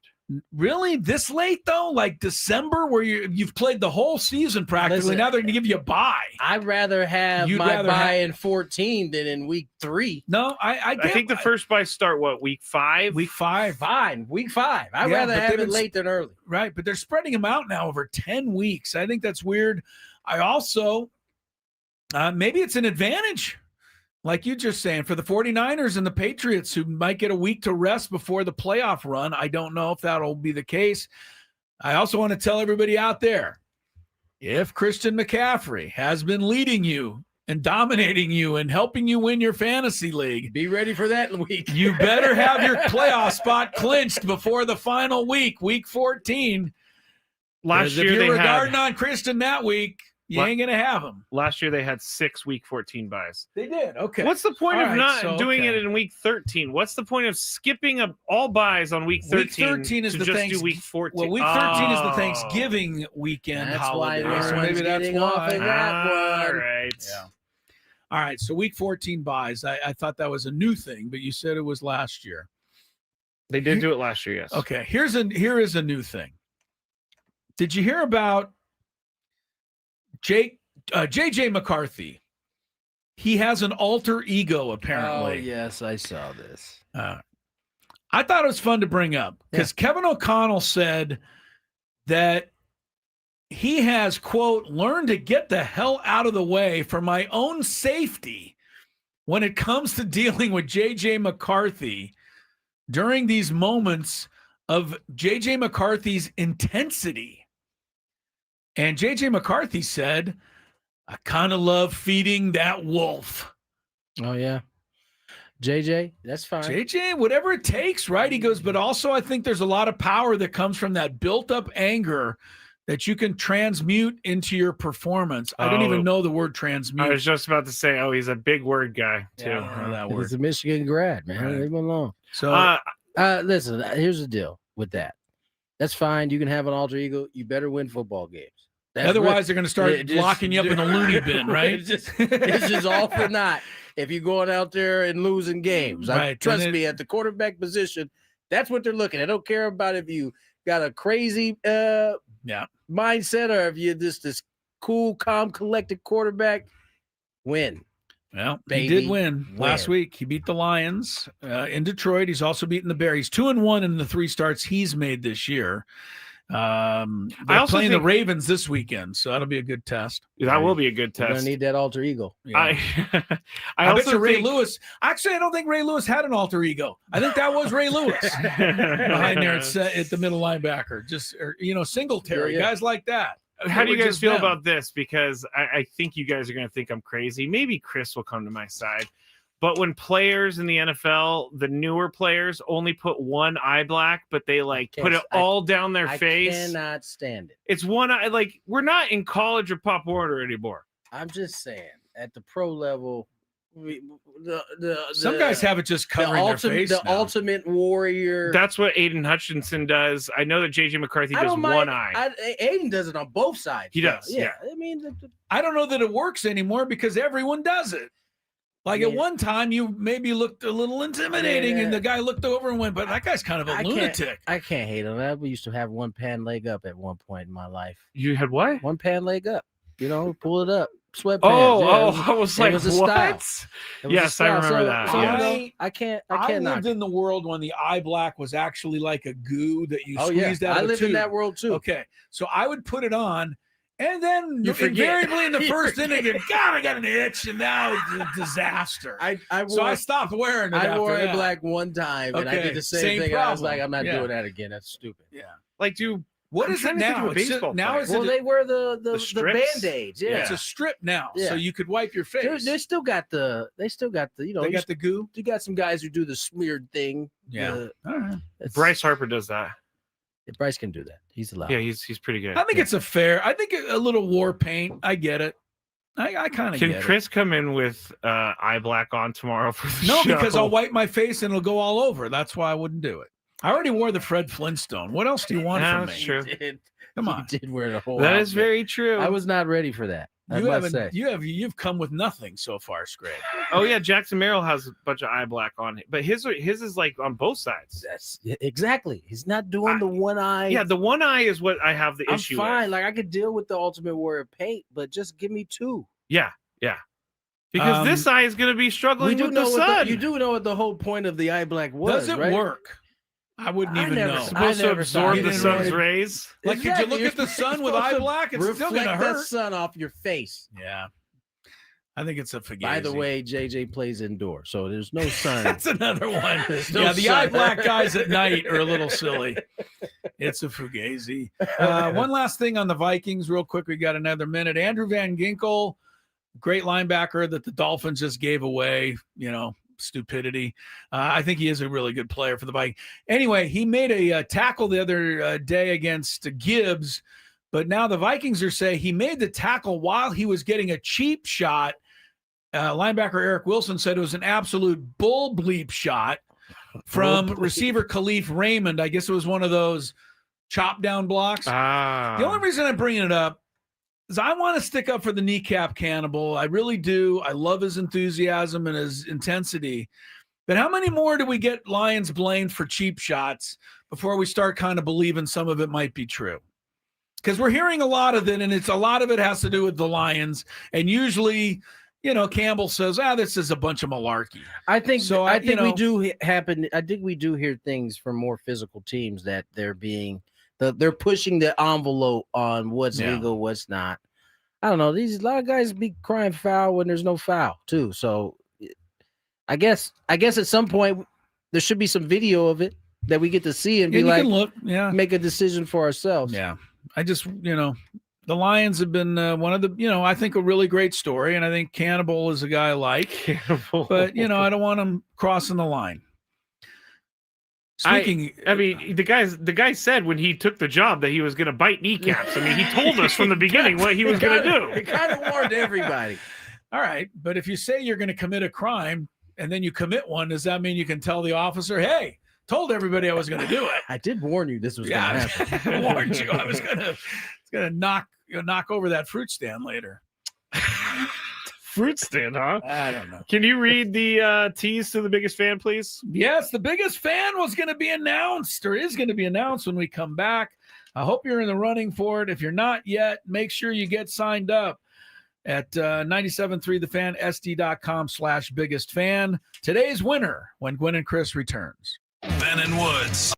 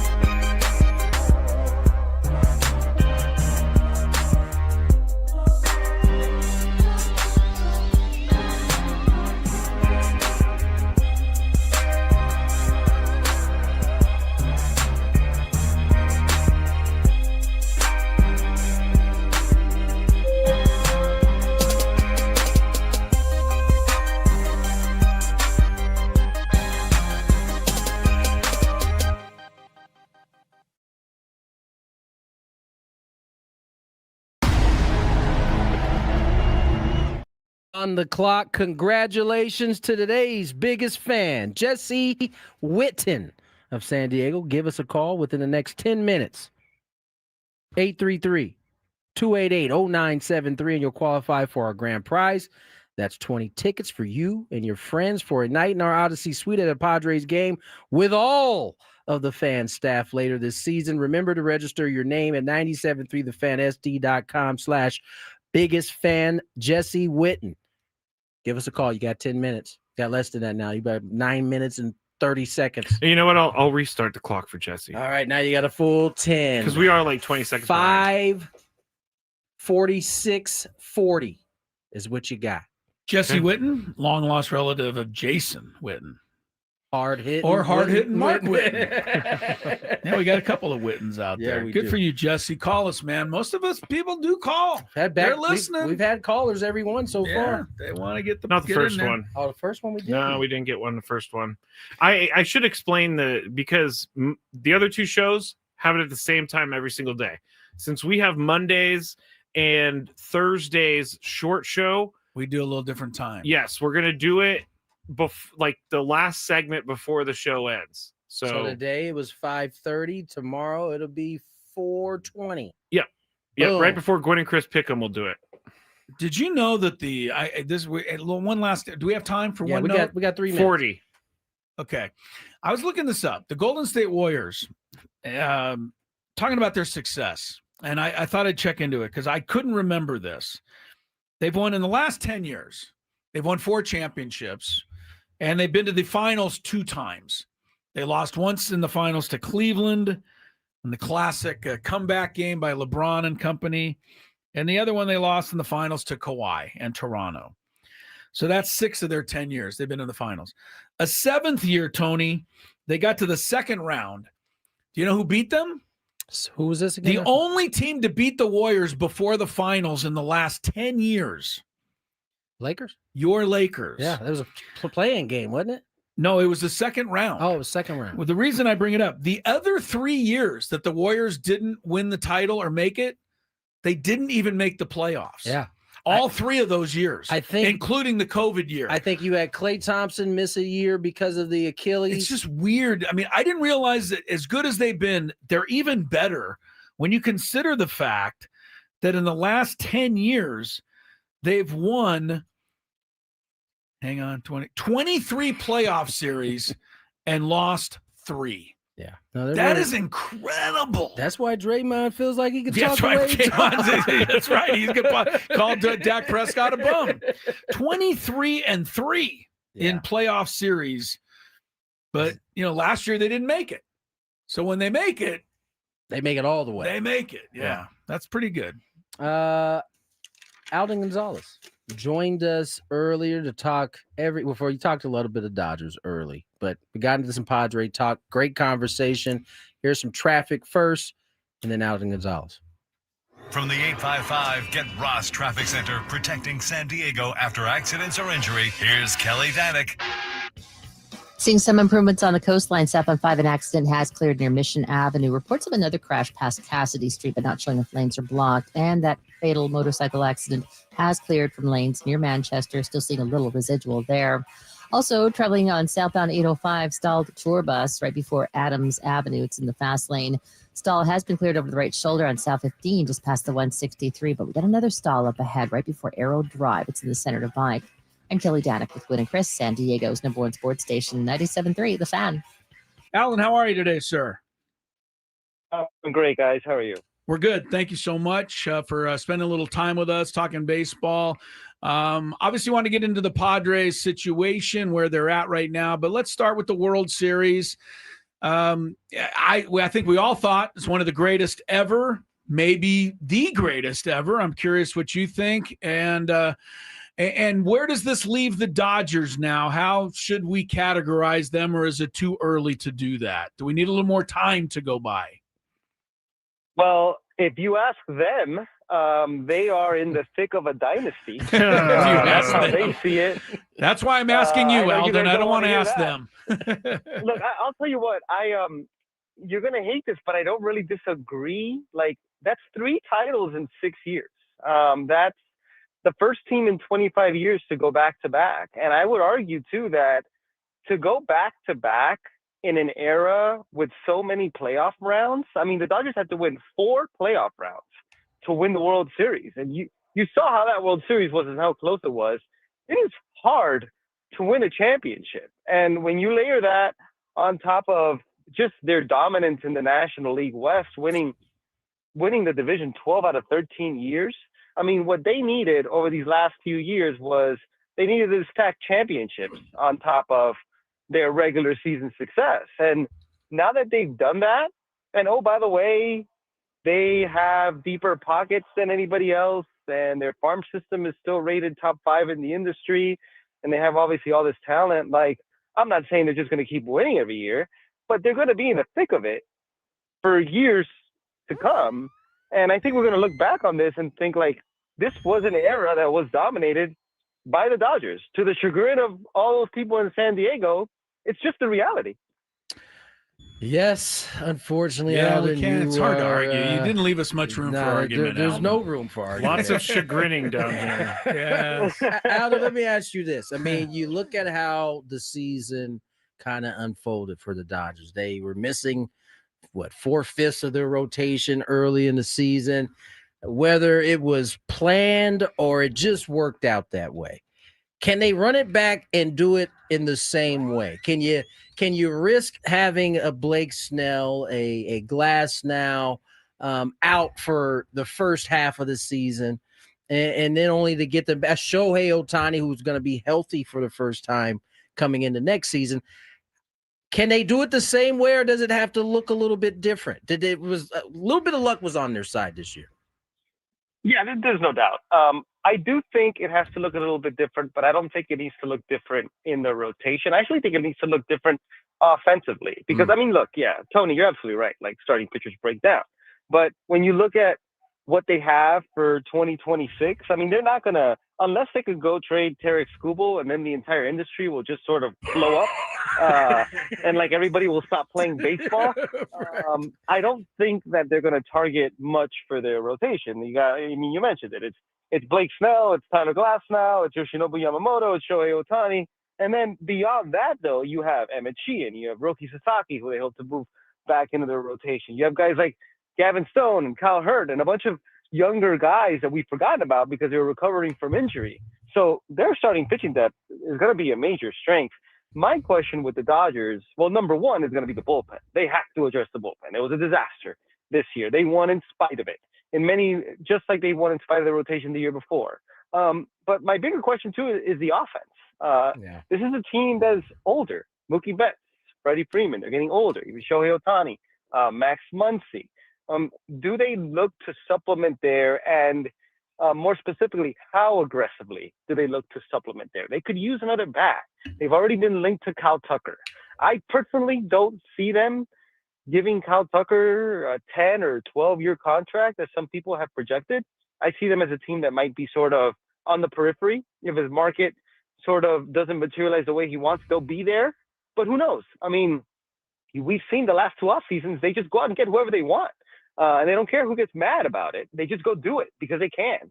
So that's what I'm going to be interested in looking at is, in addition to their bullpen, do they address their offense? Because I don't think that they could run it back with exactly the same group. Alden Gonzalez is with us from ESPN. And God, from your mouth to God's ears, Alden, please let the Dodgers give somebody to having, a solid number 8 hitter in the lineup rather than, people like Tommy Edman and automatic outs like that. All right. Anyway, Dodgers, it was exciting. There's no question. And everything you say is true, whether we want to admit it or not. But let's turn to the Padres. Are you hearing anything, manager? Because nobody seems to be. It's down to them and the Rockies as the only 2 left. And why do you think it's taking so long? Could it have something to do with the fact that they haven't extended A.J. Preller? Or are they just, making sure they, go through the paces here? What is the thinking around baseball? I'm really not sure why they haven't made a decision yet. I wonder if maybe some of that might have to do with the fact that, maybe there were members of the Dodgers staffs or Blue Jays staffs that they wanted to interview after they were done with the World Series, but I don't know that to be sure. What I've heard is what's been reported. I saw that Kevin Acee reported this as well, that it's Nick Hundley and it's Ruben Niebla and it's Albert Pujols. And I think at the end of the day, this hiring who they land on might ultimately tell us who's making the decisions here, right? Yeah. And I don't know whose guy is whose, but I do wonder about whether it's going to be AJ Preller, who, as you mentioned, is on the last year of his contract, or if it's going to be ownership or somebody like Eric Grupner, who's closely tied with ownership, who's going to make the decision. And I do wonder, and I don't know this to be sure, but I wonder if that's part of the struggle right now in terms of who wins out, who gets that job. But I will say in the meantime, there was news today that Victor Rodriguez, your hitting coach, is joining the Astros. Yeah. I think that's a huge loss. I think Victor Rodriguez is one of the best hitting coaches in baseball. And I think he made a big impact on that lineup in terms of how to adjust to hitting in that ballpark. And I will say this too, if Ruben Niebla doesn't get the manager job, it would be really important for them to keep him as their pitching coach. No doubt. And I don't know how you guys feel about it, but like I thought Ruben Niebla and Victor Rodriguez were two of the best at their jobs. They were major assets on that coaching staff. So the hope would be, I think especially for Ruben Niebla, who's one of the most well-regarded pitching coaches in the game. I know he wants to manage, but that might be part of the thinking too with the Padres is, they don't want to lose Ruben Niebla in any capacity. Maybe that pushes them to give him the manager job. But this is a big decision. Look, and if it's AJ Preller who ultimately makes this decision, he's not going to get to hire another one. This is going to be it. Yeah. So he's got to get it right. Yeah, Alden Gonzalez joins us here, ESPN, and you're 100% right. I agree. Both Victor and Ruben are two coaches that are as good as it gets in this league. You already lost one. Do you have to keep the other? In order to keep the other, does he need to be a manager? They got a lot to sort out. Let's talk a little bit about actual free agency now that the season has ended. Who do you think is the biggest chip? I mean, obviously Pete Alonso, Kyle Schwarber's out there. Who do you think is the creme de la creme at the top? Well, it's Kyle Tucker. I mean, there's no doubt about it. He's going to get the biggest contract. The combination of just how great a hitter he is, along with the speed and the defense, and the fact that he's going to be, I think he's 26, 27 years old as a free agent. I mean, that's prime age to be a free agent. So the big question with him is going to be health. He's had some bad injury luck these last couple of years, but he's going to get the biggest contract in free agency, there's no doubt. Outside of him, probably Cody Bellinger is a big one. I think this free agent crop, I think sort of lacks the big headliner, right? Like there's no Juan Soto, there's no Shohei Ohtani, obviously, but it's really deep in power hitters. Yep. Tony, you mentioned a couple with Kyle Schwarber and Pete Alonso, and I think it's really deep in starting pitching. And I think that's a good thing for the Padres because, look, I mean, I don't need to tell you guys, but they need starting pitching. I think that's going to be their number 1, 2, and 3 priority going into this offseason. I will be interested to learn if, and maybe AJ Preller could answer this at the GM meetings next week, if Mason Miller or Adrian Morejon are going to transition into the rotation in order to make up for some of that. I don't know. But with Yu Darvish not pitching next year, recovering from UCL surgery, Joe Musgrove coming back from Tommy John surgery, a lot of other unproven guys in that rotation outside of Nick Pivetta, they need to go after starting pitching. And, luckily for them, the free agent market is replete with starting pitching. The question with them is going to be, though, how much money do they have to spend? Alden Gonzalez, fantastic insight as always. I got a couple minutes left, if you don't mind me stealing it, because you said 1, 2, 3 on the starting pitching, but I think a lot of fans think number 4 then would be a power hitter, either DH or first base, and let's just say Alonso and Schwarber. Now, first of all, we on this, but I think we love Schwarber, and we've seen him hit so many titanic blasts at Petco Park that we don't worry about him being able to hit in this ballpark. I looked up Pete Alonso, though, Alden. I don't know if you gone this deep on it, but he's had 66 at-bats at Petco Park, and he's had 1 home run here, and he's hit 182. Does that ever factor into – like if the Padres were close with Pete Alonso, would they, you know what I mean? Could that turn the tide? And do you think Schwarber would have any interest in coming to the West Coast if that were, the way the Padres could afford to go? Well, I'll answer the Schwarber question first. I think any team that's trying to get Kyle Schwarber is going to have to outbid Dave Dombrowski and the Phillies because I think they might retool that lineup in other ways, trading Nick Castellanos, maybe trading Alec Boehm. They might get a new catcher because JT Realmuto is obviously up there in age. But Kyle Schwarber has proven to be such an integral part of that group that I would think that they're going to be really motivated to bring him back. So I think that's going to be an uphill climb for everybody else. In terms of Pete Alonso, I mean, look, those types of numbers are relevant when you're talking about a place like Petco Park, where you have seen hitters go there and struggle. And there is a certain type of hitter who can thrive well at Petco Park and certain types of hitters who can't. But look, I mean, Pete Alonso has proven not only that he's one of the game's most prodigious power hitters, but that he's also somebody who, like Manny Machado, he posts. He doesn't miss time. He plays every day.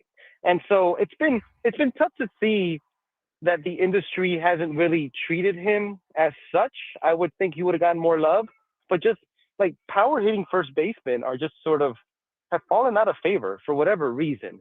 But I will say, in terms of the Padres, for me, it keeps going back to how much money do they have to work with. Yeah.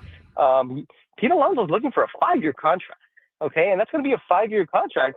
That's going to be with an AAV of just spitballing here, $25 to $30 million annually.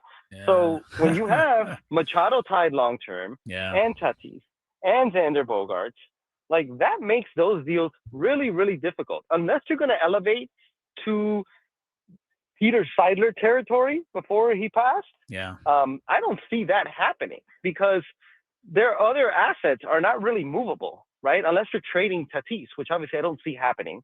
Yeah. So I don't see how they make room in the budget for somebody like that unless it's on a 1 to 2 year deal. And given how last offseason went for him, I don't see Pete Alonso settling for another 1 to 2 year deal.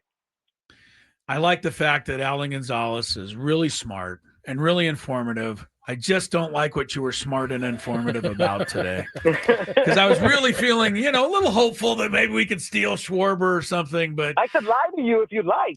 No, I don't. Exactly. I love it, man. No, I don't want you to. But, yeah, it's the reality. It's the reality. We'll see where it goes. Thanks so much again, as always, Alden. We'll see you down the road. Thanks, guys. Take care.